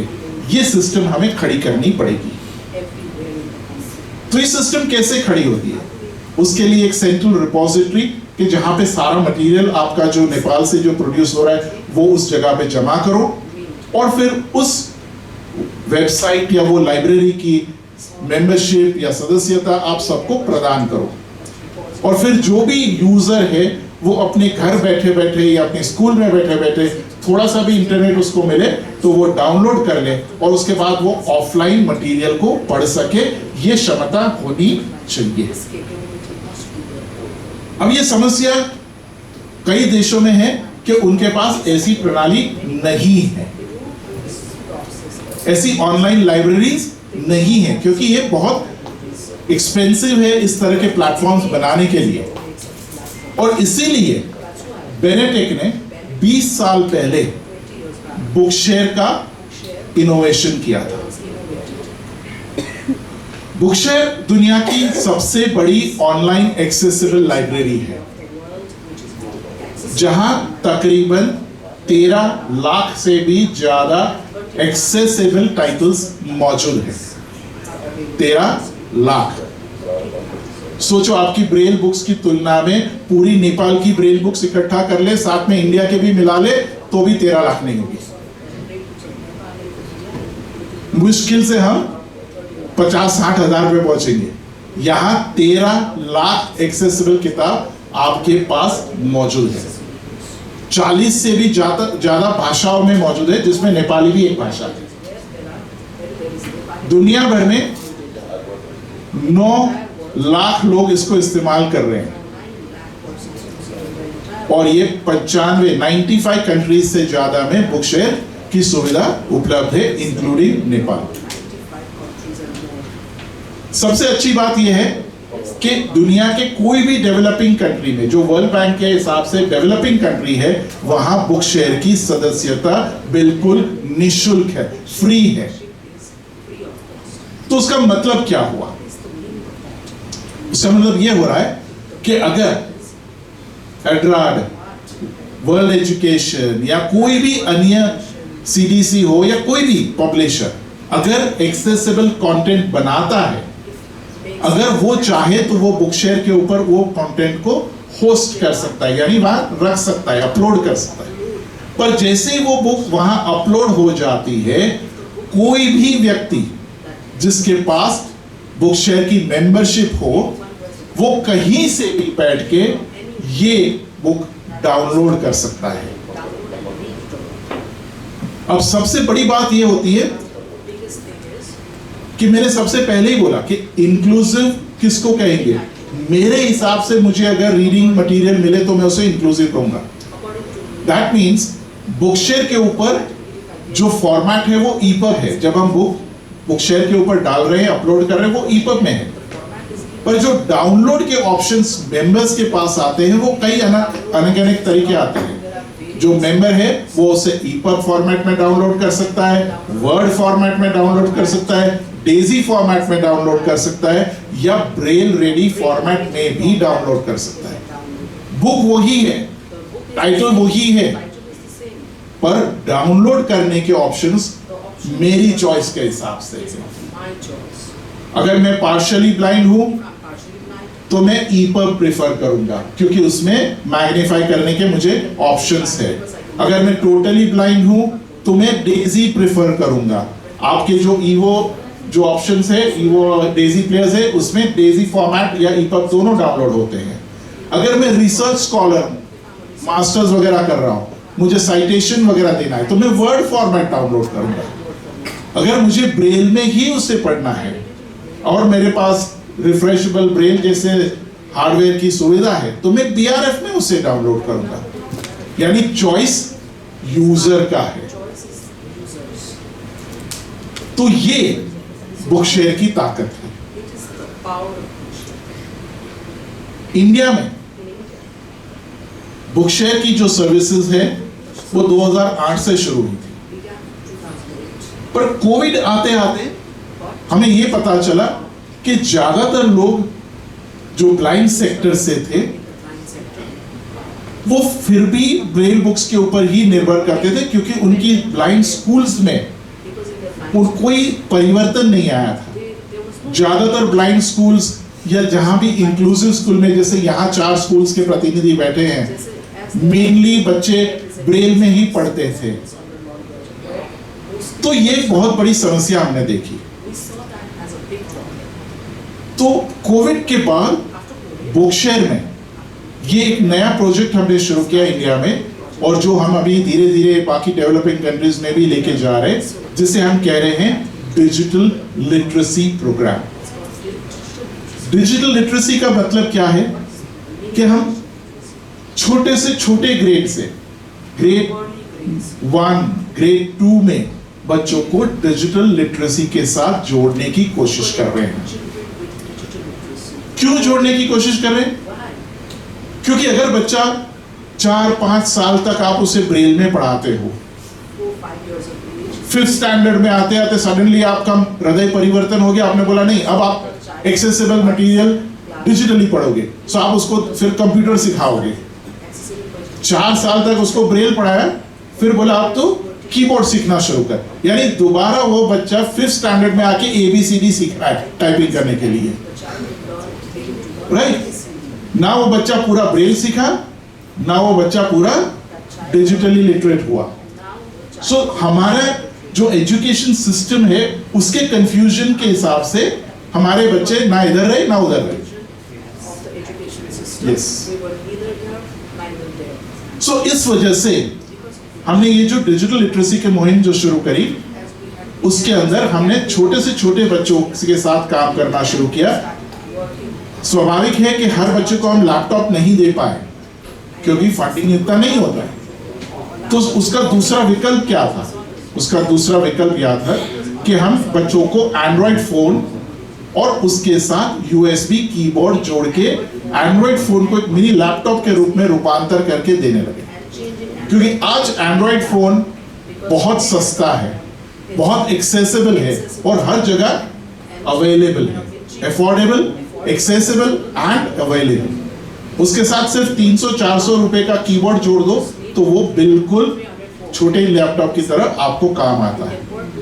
तो कई सारे हमारे छोटे छोटे बच्चे भी आजकल स्कूल में एंड्रॉइड फोन और कीबोर्ड लेके जा रहे हैं। बाकी साइटेड बच्चों की तरह वो भी नोट्स लिखते हैं। ये सबसे इंपॉर्टेंट पॉइंट है, कल हमने बात करी थी नोट्स के बारे में। बच्चे नोट्स जब लिखेंगे तो उससे उनके स्पेलिंग सुधरेंगे, उनकी स्पीड सुधरेंगी। धीरे धीरे वो बच्चे 1 साल के अंदर अंदर खुद की एग्जाम्स खुद लिखने लगे हैं। और पिछले साल कई सारे बच्चों ने 10th ग्रेड बोर्ड की भी एग्जाम्स डिजिटली दी। उसमें से कई बच्चे साइंस के साथ भी एग्जाम्स दे रहे हैं और आगे जाके इंजीनियरिंग तक भी वो पढ़ाई कर रहे हैं। ये सारा पॉसिबल है जब आप डिजिटली लिटरेट आपके बच्चों को करोगे। सिस्टम्स, जो एजुकेशन सिस्टम है उसमें क्लैरिटी होना बहुत जरूरी है। इंडिया में भी ये कंफ्यूजन है, नेपाल में भी है, बाकी सारे डेवलपिंग कंट्रीज में भी ये कंफ्यूजन है, क्योंकि एक ट्रांजिशन स्टेज है। अभी हम पुरानी हमारे जो पढ़ाने की जो तरीके थे वो भूले नहीं है। ऑडियो, ब्रेल, अभी वहां अटके हैं कुछ लोग और कुछ लोग आगे निकल गए हैं। जब तक ये सिस्टम में क्लैरिटी नहीं आएगी कि हमें क्या करना है, तब तक हमारे बच्चे जो है, ब्लाइंड बच्चे हैं, वो सफर करते रहेंगे। सो मेरी ये रिक्वेस्ट है कि आपकी एजुकेशन सिस्टम में कम से कम ये क्लैरिटी जल्द से जल्द आप लाइए। जितना जल्दी आप अपने बच्चों को डिजिटली लिटरेट करोगे, आगे चल के ये बच्चे एम्प्लॉयबल बन सकेंगे। और आगे चल के जो सबसे बड़ी समस्या होती है अक्सर सारे ब्लाइंड कंट्री और डेवलपिंग कंट्रीज में, कि ब्लाइंड अनएम्प्लॉयड रहते हैं, उनको रोजगार नहीं मिल रहा, ये समस्या डिजिटली लिटरेट होने से सॉल्व हो सकती है। कई सारी बातें हमने पहले भी की है, मैं रिपीट नहीं करना चाहूंगा, इसलिए इतना ही कह के मैं समाप्त करना चाहूंगा। Thank you.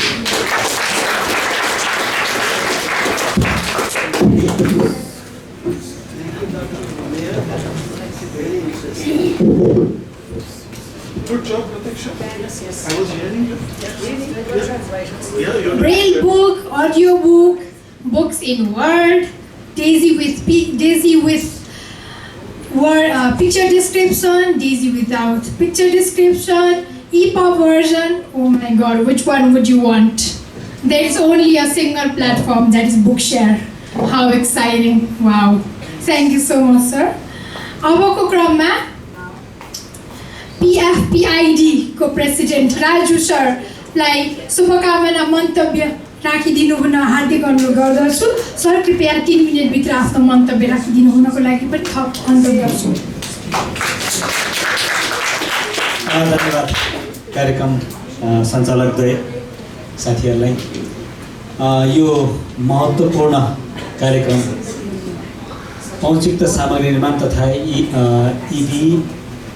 E11 DG वाचन यन्त्र सम्बन्धी राष्ट्रिय कार्यशाला गोष्ठीको यो समापन कार्यक्रमका सभाध्यक्ष तथा नेपालका कार्यवाहक अध्यक्षज्यू, यहाँ कार्यक्रमका प्रमुख अतिथि राष्ट्रिय अपाङ्ग महासङ्घ नेपालका अध्यक्ष आदरणीय देवीदत्त आचार्यज्यू र यहाँ ड्यासमा आसिन ओल्ड एजुकेसनका कन्ट्री डाइरेक्टर हेलेन शेर्पाज्यू, यसै गरी यो कार्यक्रममा उपस्थित भएर महत्त्वपूर्ण ज्ञान सिप लगायत धेरै कुरा सेयर गरिरहनुभएका एसिया र चाहिँ त्यस पछाडि अफ्रिका को हेर्ने इन्चार्ज बेन्टेकका डाक्टर होमियर, यसै गरी ड्यासमा आसिन डाक्टर वीरराज पोखरेलज्यू जो एकदम लामो समयदेखि यो सूचना र प्रविधिको क्षेत्रमा योगदान गरिरहनु भएको छ। विभिन्न विद्यालयहरूबाट चाहिँ उपस्थित हुनुभएका सम्पूर्ण शिक्षक शिक्षिकाज्यूहरू र यहाँ कार्यक्रममा उपस्थित हुने सम्पूर्ण महानुभावहरू, म सबैलाई फेरि एकपटक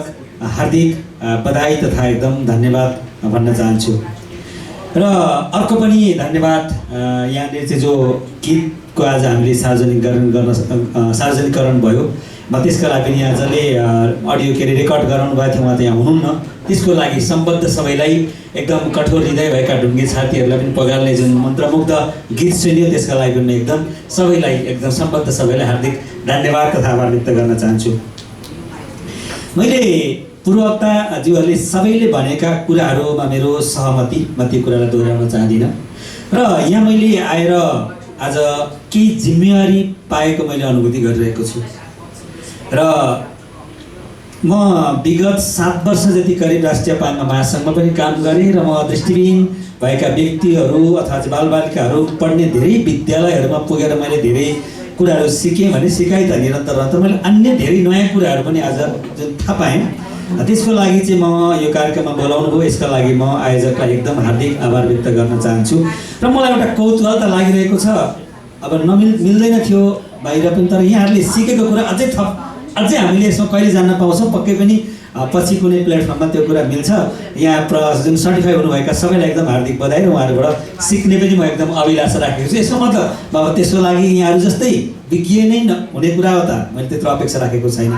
त्यही पनि यसको बारेमा जान्नको लागि, यो बारेमा जान्नको लागि हामीहरूले यहाँनिर सिक्यौँ र जुन थाहा पायौँ र धेरै साथीहरू सङ्घ सहायत्री साथीहरूले झोलामा नतड्ने, न त त्यो स्कुलमा राख्न मिल्ने, न त घरमै राख्न मिल्ने, जति धेरै भारी बोक्नु पर्थ्यो त्यो बिसाएको र बिसाउन सजिलो किसिमको एउटा वैकल्पिक माध्यम हामीसँग अलिकति अगाडि थियो। तर अझै आज धेरै मेरो पनि भन्छ नयाँ आइयोपन भयो, सँगै धेरै कुराहरू सेयर गर्नुभयो, त्यसले मलाई एकदम खुसी र हामी त्यसमा गौरवान्वित भएको चाहिँ मैले महसुस गरेको छु। र अब यसलाई मैले अलिकति योभन्दा पछाडिको वे फरवर्ड अब के त त्यसको लागि र अघि यसमा चाहिँ के अरे हेलेनले पनि भनिसक्नु भएको छ, योभन्दा पछाडि अब यसको लागि मुख्य गरेर यसमा अघि डाक्टर वीरराज पोखरेल सरसँग कुरा भइरहेको थियो, यसलाई यसको दिगोपनको लागि हुनसक्छ धेरै कुराहरू बनेको छन्, नेपालमै उत्पादन पो हुने हो कि एउटा कुरा, र अर्को कुरा भनेको चाहिँ अब तुरुन्तै जुन शिक्षकहरूलाई दिने सुशिक्षा दिने जुन तालिम पाठ्यक्रम बनेको छ त्यसमा पनि यो कन्टेन्ट राख्नुपर्छ र यसको लागि चाहिँ हामी सँगै मिलेर चाहिँ हामी पाठ्यक्रम विकास केन्द्रसँग हामीले तालिम शाखासँग हामी एउटा काम गर्न सक्छौँ। र अर्को कुरा यो यदि चाहने हो भने व्यक्तिको लागि धेरै हो तर सरकारको लागि धेरै होइन। यो एउटा डिभाइसको जुन हामीले यहाँ मैले सुने अनुसार धेरै ठुलो मूल्य पनि होइन, व्यक्तिको लागि राज्यको लागि धेरै होइन, र यसको लागि सँगै मिलेर सम्बन्ध ठाउँमा पहिलो कुरा त यसको पाइलोटिङ गरौँ, यसको चाहिँ दिगोपनको यसको चाहिँ यसले दिने आउन सक्ने प्रभावको बारेमा हेरौँ र तुरुन्तै त्यसमा सम्बन्ध ठाउँबाट यसलाई सबै अघि चाहिँ हेलेनले भने जस्तो सबै स्कुलहरूमा सबै दृष्टिविहीन भएका बालबालिकाहरूका हात हातमा पुर्याउने कुरामा मेरो सदैव संसारका एकदम वकालत गर्नको लागि म सधैँभरि तयार छु र मेरो साथ रहनेछ भन्ने कुराको प्रतिबद्धता सहित म बिदा हुन चाहन्छु। धन्यवाद राजु सरलाई आफ्नो महत्त्वपूर्ण भनाइ र यो मोमेन्टलाई अगाडि बढाउनको लागि जुन तपाईँ एउटा कमिटमेन्ट गर्नुभएको छ त्यसको लागि हामी आभार दिन चाहन्छौँ। अब हामी हाम्रो औपचारिक सत्रको करिबन अन्त्यमा आइसकेका छौँ। अब हामीसँग जम्मा 1 जना मात्रै वक्ता हुनुहुन्छ, तर त्यो महत्त्वपूर्ण वक्ता हुनुहुन्छ। अब हामी हाम्रो कार्यक्रमको प्रमुख अतिथिकोबाट केही कुरा सुन्नेछौँ, तर म उहाँलाई निमन्त्रणा गर्नुभन्दा अगाडि केही कुरा जान्न चाहन्छु। हामीले आजको कार्यक्रममा प्रमुख अतिथिको रूपमा राष्ट्रिय अपाङ्ग महासङ्घ जुन समग्र नेपालभरिका सम्पूर्ण अपाङ्गता भएका व्यक्तिहरूको छाता संस्थाको प्रतिनिधि अध्यक्ष सङ्घीय अध्यक्षलाई नै निमन्त्रणा गरेका छौँ। अबको क्रममा म उहाँबाट के लिन चाहन्छु भन्दाखेरि अपाङ्ग महासङ्घले डिजिटल एक्सेसिबिलिटीलाई प्रमोट गर्नको लागि के कस्ता योजनाहरू बनाएको छ र यो डिजिटल एक्सेसिबिलिटी सबै किसिमका अपाङ्गता भएका व्यक्तिहरूलाई आवश्यकता परे तापनि 90% भन्दा बढी यसको उपयोग चाहिँ दृष्टि सम्बन्धी अपाङ्गता भएका व्यक्तिहरूले गर्छन् र दृष्टि सम्बन्धी अपाङ्गता भएका व्यक्तिहरूले प्रयोग गर्ने भइसकेपछि अघि जुन हामीले एक्सेसिबल कन्टेन्टको कुराहरूलाई यहाँ जोडेका थियौँ त्यो एक्सेसिबल फर्मेटमा किताबहरू बनाउनको लागि नेपाल सरकारले आफ्नो संसदबाट म्याराकस ट्रिटीलाई अनुमोदन गर्नुपर्ने हुन्छ। यदि त्यो ट्रिटी छिटै नै संसदले यो संसदबाट पारित गर्न सकेमा यो दृष्टि सम्बन्धी अपाङ्गता भएका व्यक्तिले जे जति यो इनएक्सेसिबल फर्मेटमा किताबहरू पढिरहनु भएको छ त्यसका धेरै समस्याहरू समाधान हुनेछन् र म्याराकस ट्रिटीलाई अप्रुभ गराउनको लागि एनएफडिएलले के कस्ता कामहरू पनि गरिरहेको छ र अब समग्र अपाङ्गता भएका व्यक्तिहरूलाई अगाडि बढाउनको लागि सूचना र प्रविधिलाई एनएफडिएलले कसरी सङ्घालले अगाडि बढ्नेछ भन्ने बारेमा सहित र यहाँ उठेका कुराहरूमा आफ्नो कन्क्लुजिङ अब्जर्भेसन राखिदिनु हुनको लागि आजका कार्यक्रमका प्रमुख अतिथि राष्ट्रिय अपाङ्ग महासङ्घका सङ्घीय अध्यक्ष देवीदत्त आचार्य सरलाई यस मञ्चमा निमन्त्रणा गर्न चाहन्छु। जोरदार तालिका साथ स्वागत चाहन्छु। धन्यवाद कार्यक्रम सञ्चालक मित्र। आजको यस कार्यक्रमका विशिष्ट अतिथि विश्व शिक्षाबाट पाल्नुभएको हेलेन म्याडम, त्यस्तै गरी विशेष अतिथि डाक्टर होमियो बेनेडिक्ट यसबाट जुन पाल्नुभएको छ र राष्ट्रिय अपाङ्ग महासङ्घ नेपालका पूर्व महासचिव बौद्धिक अपाङ्गता अभिभावक सङ्घका महासचिव अध्यक्षज्यू, त्यस्तै गरी आर्ट नेपालका संस्थापक अध्यक्ष कार्यकारी निर्देशक अपाङ्गता विज्ञ र बहुप्रतिभाको धनी आदरणीय दाजु डाक्टर वीरेन्द्रराज पोखरेलज्यू लगायत यो कार्यक्रममा उपस्थित हुनुभएका प्रशिक्षक, विद्यार्थी, पत्रकार मित्रहरू र उपस्थित सम्पूर्ण महानुभावहरूलाई सर्वप्रथम राष्ट्रिय अपाङ्ग महासङ्घ नेपाललाई यहाँहरूमाझ आफ्नो भनाइ राख्ने र महत्त्वपूर्ण स्थान दिनुभएकोमा र यो नयाँ प्रविधिको विषयमा सिक्ने अवसर प्रदान गर्नुभएकोमा म यहाँहरू सबैलाई र विशेष गरेर आयोजक संस्थाका अध्यक्षज्यू लगायत सम्पूर्ण व्यक्तित्वज्यूहरूलाई हार्दिक धन्यवाद दिन चाहन्छु। म लामो समय लिन चाहदिनँ, म केही कुरा यहाँ राख्न चाहन्छु।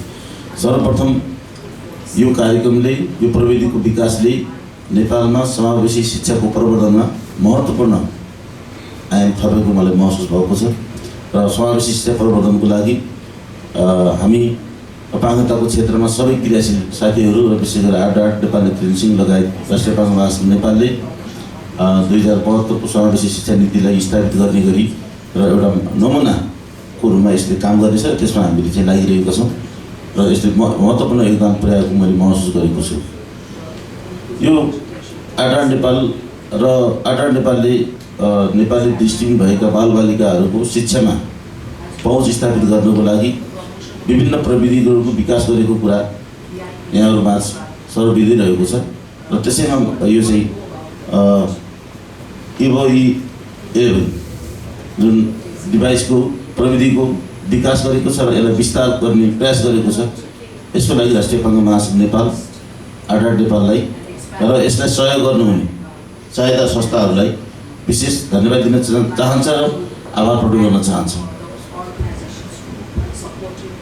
दृष्टिहीन भएका बालबालिकाहरूको शिक्षामा पहुँच वृद्धि गर्नको लागि नेपाल सरकारले केही प्रयासहरू गरिरहेको छ। राष्ट्रिय अपाङ्ग महासङ्घ नेपाल र यससँग आबद्ध साझेदार संस्थाहरूले निरन्तर रूपमा गरेको पैरवीको कारण नेपाल सरकारले समावेशी शिक्षा प्रवर्धन गर्नको लागि बालबालिकाहरूको शिक्षामा पहुँच पुर्याउनको लागि केही कामहरू गरिरहेको छ। ती कामहरूमा जुन सरकारले छुट्याउने बजेट जुन छ, मलाई लाग्छ शिक्षा विभागले आगामी वर्षको छात्रवृत्तिको बजेटमा केही वृद्धि गरेको छ। जुन अहिले सानो डिभाइस सहजै रूपमा पढ्न सकिने, एक विद्यार्थी एक ल्यापटप दिने सरकारको नीति छ, केही विद्यालयलाई दिएको छ। र अपाङ्गता भएको बालबालिकाहरूलाई दिने छात्रवृत्ति र अपाङ्गता भएको व्यक्तिलाई दिने पाठ्य पुस्तकको साटो छ। यो डिभाइसलाई, यो प्रविधिलाई हस्तान्तरण गर्न सकेको खण्डमा दृष्टिहीन भएको बालबालिका मात्रै होइन, अपाङ्गता नभएको बालबालिका पनि यसबाट धेरै लाभान्वित हुने अवस्था रहन्छ। र यसको लागि हामीले नेपाल सरकारको शैक्षिक योजनामा समावेश गर्नको लागि हामी आधार नेपाल लगायत अन्य अपाङ्गताको क्षेत्रमा क्रियाशील सङ्घ संस्थाहरूसँग साझेदारी गरेर यो आवाजलाई स्ट्रङ रूपमा, बलियो रूपमा सरकार समक्ष, शिक्षा मन्त्रालय समक्ष हामी पेश गर्ने र त्यसलाई कार्यान्वयन गर्न सक्ने अवस्था रहन्छ भन्ने मलाई लागेको छ। किनभने नेपालको नीति निर्माताहरू एभिडेन्समा आधारित भएर सहयोग गर्न तयार हुनुहुन्छ र यो प्रविधिको विकास र विस्तारले र यसमा अझ यहाँहरूले जुन तालिम लिनुभएको छ, यो तालिम लिइसकेपछि प्रयोग गर्दाखेरि के कस्ता चुनौतीहरू आउँछन्, त्यसको राम्रो प्रभाव के पर्छ, त्यो प्रभावसहित हामीले सरकारसँग संवाद गर्न थाल्यौँ भने, छलफल गर्न थाल्यौँ भने सरकार पक्कै पनि यो कुरामा कन्भिन्स हुन्छ र सरकारले सहयोग गर्छ भन्ने मलाई लागेको छ। मैले विश्व शिक्षा मार्फत चाहिँ आधार नेपाललाई पनि के अनुरोध गर्न चाहन्छु भने यो लर्न प्रोजेक्टबाट जुन खालको सिकाइ प्राप्त भएको छ, यो सिकाइमा आधारित कार्यक्रम प्रस्ताव तयार गरौँ र साझेदार संस्थाहरूसँग पनि हामी एकचोटि जोइन्ट छलफल गरौँ। यदि अन्तर्राष्ट्रिय फन्ड कल प्रपोजलमा आउन सकेन भने पनि नेपालमा शिक्षामा काम गरिरहेका विभिन्न गैर सरकारी, अन्तर्राष्ट्रिय गैर सरकारी संस्थाहरूले यो प्रविधिलाई कसरी सपोर्ट गर्न सक्छ, मलाई लाग्छ यो एउटा अहिले पछिल्लो नवीनतम प्रविधिको विकास भएको छ, विस्तार हुँदैछ। यसले पक्कै पनि सकारात्मक प्रभाव पार्छ भन्ने लाग्यो भने स्रोतको अभाव पक्कै पनि हुँदैन होला र सरकारलाई पनि यसमा चाहिँ हामी साझेदारीको रूपमा हामी अगाडि बढाउन सक्छौँ। यसको लागि चाहिँ राइट टाइममा हामी छौँ। यो प्रविधिको प्रयोगको लागि बजेट आउँदैछ। हामीले यो प्रविधिसँग छलफल गरेर यदि सम्भव भयो भने आधार नेपालसँग, राष्ट्रिय अपाङ्ग महासङ्घ नेपाल र अन्य संस्थाहरूसँगै गएर शिक्षा मन्त्रालयमा यो प्रविधिको प्रयोग गर्नको लागि चाहिँ नीति तथा कार्यक्रम र बजेटमा ल्याउनको लागि चाहिँ हामी छलफल गर्न सक्छौँ। अहिले यो उपयुक्त समय छ र राष्ट्रिय अपाङ्ग महासङ्घ नेपालमा हामी निर्वाचित भइरहँदाखेरि राष्ट्रिय अपाङ्ग महासङ्घ नेपालको 3 वर्ष रोडम्याप हामीले बनाइरहेका छौँ। हामी अहिले त्यसलाई सम्पन्न गरिसकेका छौँ। त्यसमा एउटा महत्त्वपूर्ण एजेन्डा सूचना र प्रविधि र यो माराकास ट्रिटीलाई चाहिँ संसदबाट अनुमोदन गराउने कुरा पनि हाम्रो विशेष प्राथमिकता छ। हाम्रो थुप्रै प्रविधिहरू विकास भएको छ। राइटरहरूले लेखेका पुस्तकहरूलाई हामीले कपिराइट अन्तर्गत रहेर कपी गरेर पढ्नुपर्ने स्थिति छ। हाम्रो साथीहरूलाई हस्तान्तरण उपलब्ध गराउनुपर्ने स्थिति छ। यो विषयलाई लिएर पनि हामीले सरकारी विद्यालयको मात्रै होइन, प्राइभेट विद्यालयहरूमा पनि जो चाहिँ विभिन्न प्रकाशनहरूले बुकहरू प्रकाशित गर्नुभएको छ, त्यसलाई कसरी अपाङ्गता मैत्री बनाउने भनेर हामीले पेप्सन र एनपेप्सनसँग पनि छलफल गरिसकेका छौँ र उहाँहरू असाध्यै पोजिटिभ हुनुहुन्छ। निजी विद्यालयमा पढ्ने अपाङ्गता भएको, दृष्टिहीन भएको बालबालिकाहरूलाई पनि यो एक्सेस दिलाउनुको लागि हामीले छलफल गरिरहेको हुनाले मलाई लाग्छ संसदको हिँड्दै वर्षीय अधिवेशनबाट यो माराकास ट्रिटी अनुमोदन गराउनको लागि हामी प्रयास गरिरहेका छौँ र सफल हुन्छ भन्ने मलाई विश्वास लागेको छ। हामीले यसको लागि एउटा ककस निर्माण गर्ने गरी कार्यक्रम अगाडि बढाएका छौँ। हामीले युथ सांसदहरूको 9 जनाको चाहिँ ककस निर्माण गर्ने, त्यो ककसमा हाम्रा जुन अधिकारका विषयहरू जुन संसदबाट अनुमोदन हुन सकिरहेको अवस्था छैन, त्यसलाई अनुमोदनको लागि महत्त्वपूर्ण चाहिँ टेवा पुर्याउनुको लागि उहाँहरूलाई विभिन्न इभिडेन्सहरू प्रस्तुत गर्ने, हामी मैत्री नभएका कानुनहरूलाई संशोधन गराउनको लागि चाहिँ अगाडि बढ्ने कुरा चाहिँ रहेको छ। अब खुसीको कुरा चाहिँ मलाई के लागेको छ भने प्रत्येक 3 वर्षमा बनेका ऐनहरू कार्यान्वयन भए नभएको अनुगमन गर्ने अहिले मेकानिजम बनेको रहेछ। संसद सचिवालयले त्यो कानुनहरू कार्यान्वयन भएको छ कि छैन र त्यो किन कार्य हुन सकेन त्यसमा छलफल गरेर सम्बन्धित मन्त्रालयहरूले निर्देशन दिने भएको हुनाले संसदबाट अब हामीले अपाङ्गता भएका व्यक्तिहरूको अधिकार सम्बन्धी ऐनले नवीनतम सूचना प्रविधिको कुराहरूलाई विशेष जोड दिएको छ। त्यससँग यसलाई जोडेर संसद सचिवालयमा अस्ति मात्रै मलाई फोन आएको थियो। त्यो संसद सचिवालयमा हामीले छलफल गरेर संयोगले अपाङ्गताको विषयवस्तु बुझेको व्यक्तित्व डाक्टर रोजनाथ पाण्डे त्यहाँ हुनुहुन्छ। उहाँले अपाङ्गताको विषयवस्तु निकै बुझ्नु भएको छ र हामीले संसद सचिवालयमा अपाङ्गता भएका व्यक्तिहरूको अधिकार सम्बन्धी ऐन र नियमावलीको कार्यान्वयनको अवस्था त्यसलाई शिक्षाको विषय जोडेर हामीले हाम्रो रिपोर्ट प्रस्तुत गर्छौँ र त्यो प्रस्तुत गरिसकेपछि मलाई लाग्छ माराका सिटी लगायत यी प्रविधिहरूको प्रयोगको लागि ऐन र नियमावलीमा आधारित भएर संसदले सम्बन्धित कानुन मन्त्रालयलाई र सम्बन्धित मन्त्रालयहरूलाई निर्देशन दिन्छ भन्ने मलाई लागेको छ र त्यो तर्फ पनि हामी केन्द्रित हुन्छौँ। मैले अहिले यति कुरा राख्न चाहन्छु र यो तालिममा आएर जुन 3 दिनसम्म लामो समयसम्म बस्नुभयो यो प्रविधिको कुरा चाहिँ यहाँहरूले धेरै सिक्नु भएको छ।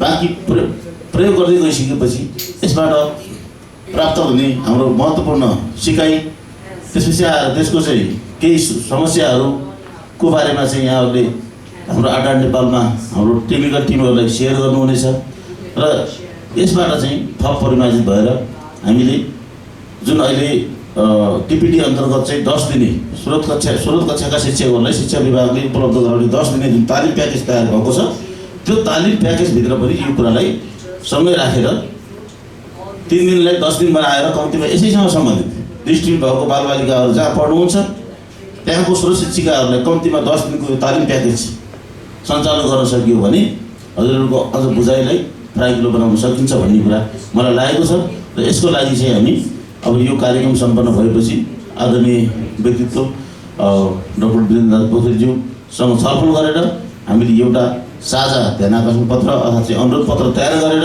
हामीले शिक्षा विभागमा जुन तालिम शैक्षिक अनुसन्धान तथा तालिम केन्द्र जुन छ त्यसमा यो कुरा चाहिँ राखेर तत्काल तालिम सञ्चालन गर्न अनुरोध गर्छौँ। मलाई लाग्छ त्यसरी अनुरोध भएर गएको खण्डमा तालिम सञ्चालन गर्नको लागि त्यहाँ स्रोतको खासै धेरै समस्या छैन भन्ने मैले बुझेको छु र निकट यो आउने शैक्षिक सत्रमा त्यो कुरालाई हामी जोड दिने कुरा राख्दै अघि जुन सुटुक्क गीतको जुन आज प्रस्तुत भएको छ अब त्यो बाँकी हाम्रो डाक्टर वीरेन्द्र पोखरेलज्यूसँगै जुन उहाँले 25 वर्ष पहिलाको परिकल्पना गरेर हैन त्यो 25 वर्ष पहिलाको महसुसलाई यथार्थमा चाहिँ ल्याउनु भएको छ। त्यस सँगसँगै उहाँको धर्मपत्नी उहाँलाई यहाँसम्म ल्याउने व्यक्तित्व पनि सँगै भएको भए अझै धेरै हैन हामीलाई रियल फिलिङ हुन्थ्यो। तर यो भिडियो क्लिप बनाइसकेपछि भिडियोमा ल्याइसकेपछि हामीले त्यो भूमिका पनि देख्न पाउने आशा राख्दै राष्ट्रिय अपाङ्ग महासङ्घ नेपाललाई यसरी चाहिँ महत्त्वपूर्ण अवसर दिनुभयो। यसको लागि आयोजक संस्था सायद सहयोग गर्ने यो विश्व शिक्षा हाम्रो इन्डियाबाट पाल्नुहुने हाम्रो युएसएबाट पाल्नुहुने हाम्रो एमइओ बेनेटेक जसले चाहिँ हाम्रो एउटा सेसनको रूपमा लिनुभयो हामीलाई पनि धेरै कुराको बुझाइ भएको छ। यसको लागि विशेष धन्यवाद दिन चाहन्छौँ र यहाँ उठेका सम्पूर्ण अधिकारका सवालहरूलाई राष्ट्रिय अपाङ्ग महासङ्घ नेपालले सँगसँगै सहकार्य गरेर अगाडि बढाउने कुरा व्यक्त गर्दै मेरो भनाइ अन्त्य गर्ने अनुमति चाहन्छु। धन्यवाद।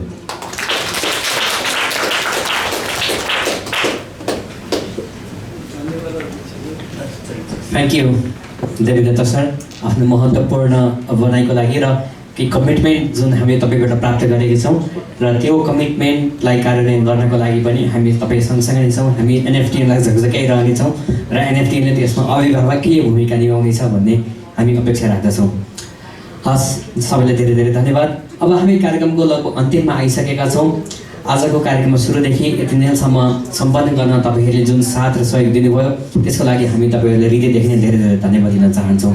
आज हामीले जुन प्रविधि तपाईँहरूलाई वितरण गरेका छौँ त्यो प्रविधिलाई तपाईँले सबै धेरैभन्दा धेरै सदुपयोग गरेर त्यसमा तपाईँले केही समस्याहरू आइपरेमा हामी एड्राइड नेपाललाई तपाईँहरूले फेरि सम्पर्क गर्नुहोला। त्यसमा सहजीकरण गर्नको लागि हामी तपाईँहरूलाई जहिले पनि सहयोग गर्न तयार नै छौँ र अझै नवीनतम सूचना प्रविधिका के तपाईँहरूलाई आवश्यक छ त विद्यालयमा विद्यार्थी भाइ बहिनीहरूले अध्ययन गरिरहँदाखेरि उनीहरूलाई अझै के कुरा ल्याकिङ भएको छ भन्ने कुराहरू चाहिँ हाम्रो त्यहाँको रिसोर्स टिचरले पनि हामीलाई अपडेट गराउँदै जानुभयो भने हामी सही अनुसारले हाम्रा गतिविधिहरू पनि सञ्चालन गर्न सक्ने नै छौँ। यति दिनसम्म कार्यक्रम सञ्चालन गर्न महत्त्वपूर्ण भूमिका निभाउनु हुने तपाईँ सम्पूर्ण सहभागीहरूलाई धेरै धेरै धन्यवाद। हाम्रो निमन्त्रणा स्वीकारेर पाल्नुहुने सम्पूर्ण अतिथिहरूलाई पनि धेरै धेरै धन्यवाद दिँदै अब औपचारिक रूपमा यो सभालाई विसर्जन गरिदिनु हुन आजका सभाध्यक्ष एड्वर्ड नेपालका कार्यवाहक अध्यक्ष शुभम भट्टराईलाई यसमा ड्यासमा निमन्त्रणा गर्दै म कार्यक्रम सञ्चालन गर्नेका दौरानमा हामीबाट केही कमी कमजोरी भएमा त्यसलाई पनि तपाईँहरूले क्षमा गर्दै हुनुहुनेछ भन्ने अनुरोध गर्दै यस कार्यक्रमबाट म कार्यक्रम सञ्चालक कुशल न्यौपाने र म सञ्जिया श्रेष्ठ बिदा हुन चाहन्छौँ। हस्, नमस्कार। तपाईँहरूको बाँकी पल शुभ बितोस्। धन्यवाद।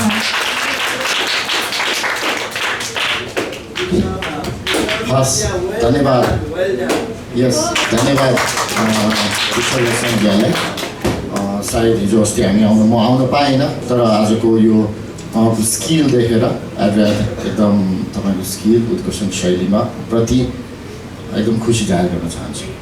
आजको यो कार्यक्रमका प्रमुख अतिथि राष्ट्रिय अपाङ्ग महासङ्घका सङ्घीय अध्यक्षज्यू, ड्यासमा आसीन विशेष अतिथि डाक्टर होमर, धेरै डाक्टर साहबहरू हुनुहुन्छ, डाक्टर हेलन, डाक्टर वीरेन्द्रराज पोखरेलज्यू, हाम्रो राजु सर लगायत यहाँ आज यो समापन सत्रमा उपस्थित हुनुभएका सम्पूर्ण सहभागी साथीहरू, विभिन्न स्कुलबाट पाल्नुभएका टिचर्स, विद्यार्थी साथीहरू र हाम्रो एड्राडको सम्पूर्ण टिम।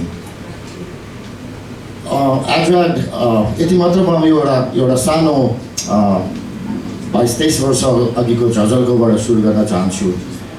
हामी म र डाक्टर पोखरेल त्यो बेला डाक्टर भइसक्नु भएको थिएन। सन् 2000 हो नेपाल नेत्रहीन सङ्घको कम्प्युटर ट्रेनिङको रूपमा हामीले यो अपाङ्गता मुभमेन्टमा सँगै जोइन गरेका थियौँ र त्यति बेला नै हामी जुन ब्याकग्राउन्डबाट आएका थियौँ हामी भन्ने गर्थ्यौँ यो प्रविधि टेक्नोलोजी अलिकति यसलाई विस्तृत र व्यापक गर्न सकेको खण्डमा चाहिँ नेपालमा भएका अपाङ्गता भएका व्यक्तिहरू, दृष्टिविहीन अपाङ्गता, brain disability, dysplasia, dysgraphia, autism लगायत विभिन्न अन्य अपाङ्गता भएका व्यक्तिहरूको कति सूचना तथा सञ्चारमा पहुँच हुन्थ्यो, कति शिक्षामा पहुँच हुन्थ्यो र कति गुणस्तरयुक्त उहाँहरूले आउटकम दिनुहुन्थ्यो भन्ने हामी त्यो बेलामा सोच्थ्यौँ। कारणवश हामी कहिले केहीतिर आबद्ध हुनु पर्यो, कोही कतैतिर सम्बद्ध हुनु पर्यो, तर हामीले टेक्नोलोजीलाई यसको प्रयोगलाई, यसको प्रवर्धन र यसको विकासको लागि कहिले पनि छोडेका थिएनौँ।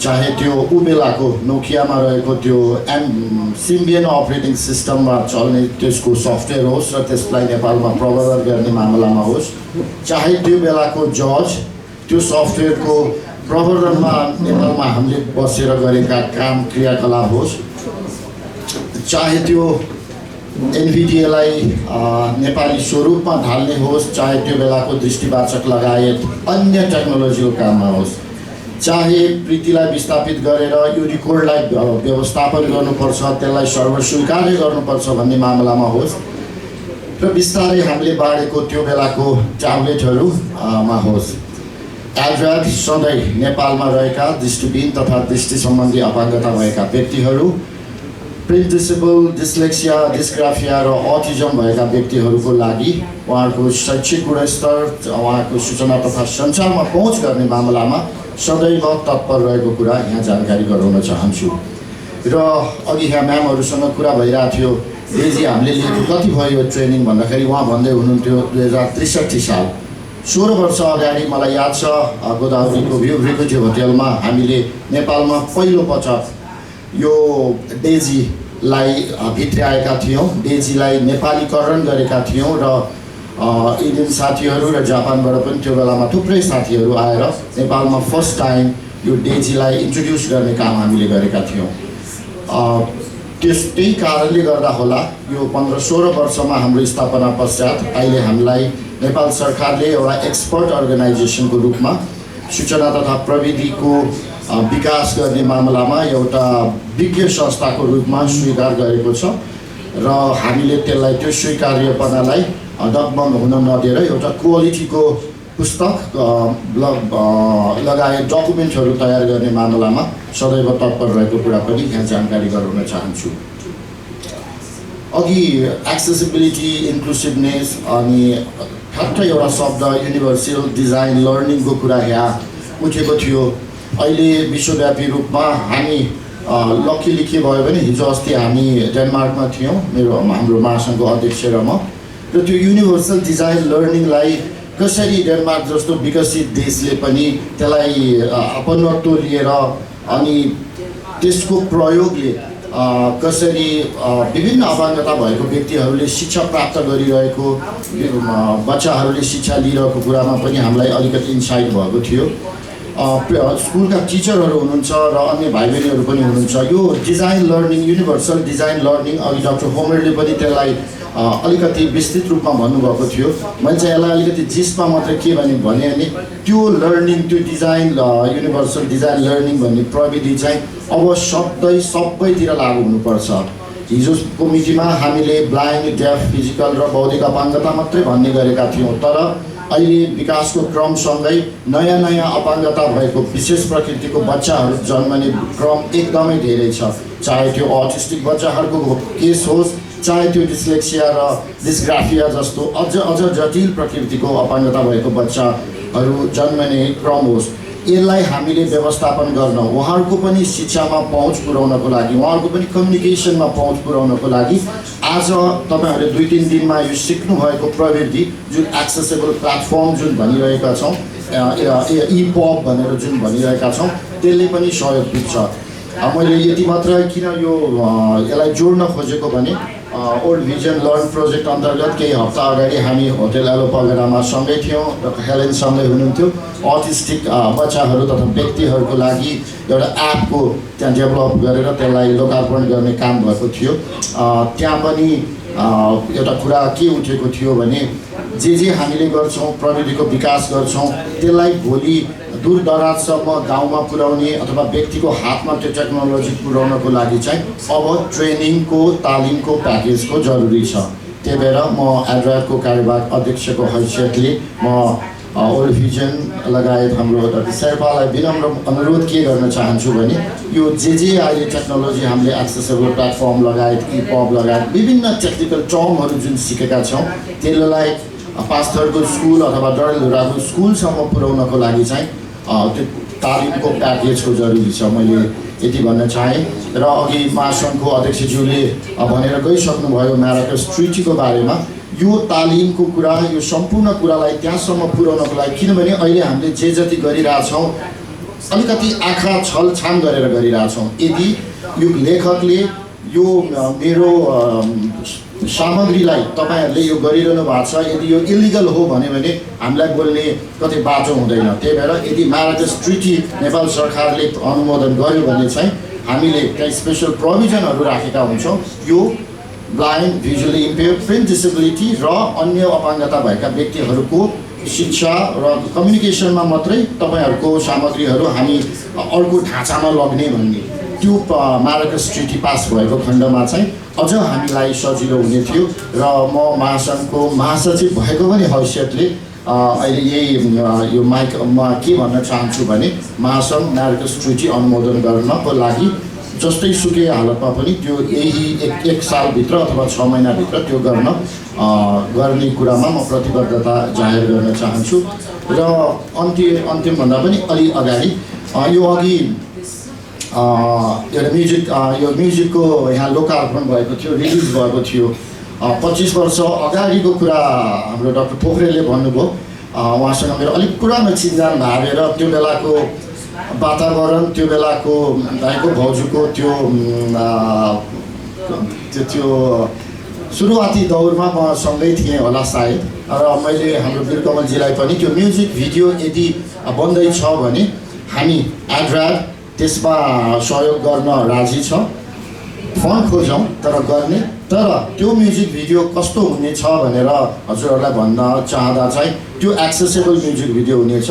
त्यहाँ साइन पनि हुनेछ, क्लोज क्याप्सनिङ सहित हुनेछ र त्यहाँ त्यो म्युजिक भिडियोमा एक्टिङ गर्ने सम्पूर्ण कलाकारहरू चाहिँ हाम्रो अपाङ्गता भएका व्यक्ति नै हुनेछ। र सायद त्यो म्युजिक भिडियोले नेपालमा मात्रै नभएर संसारमा नै एउटा नमुना म्युजिक भिडियोको रूपमा प्रस्तुत हुनेछ भन्ने एउटा त्यो बनाउनको लागि चाहिँ एड्राड तयार छ भन्ने कुरा भन्न चाहन्छु। र अन्तिममा म हाम्रो साझेदार संस्था ओल्ड भिजनलाई धेरै धेरै धन्यवाद दिन चाहन्छु।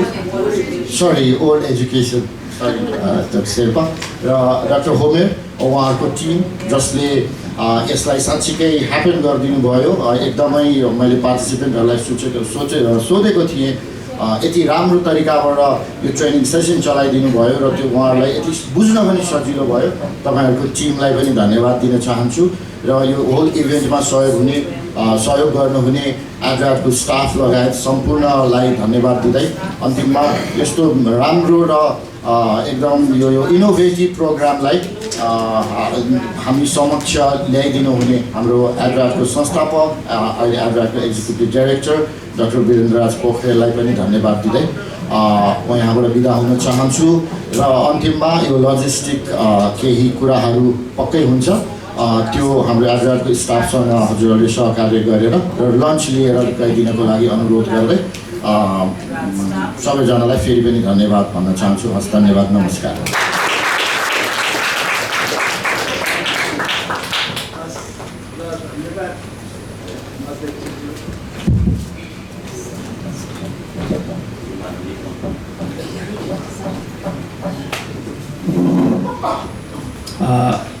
अब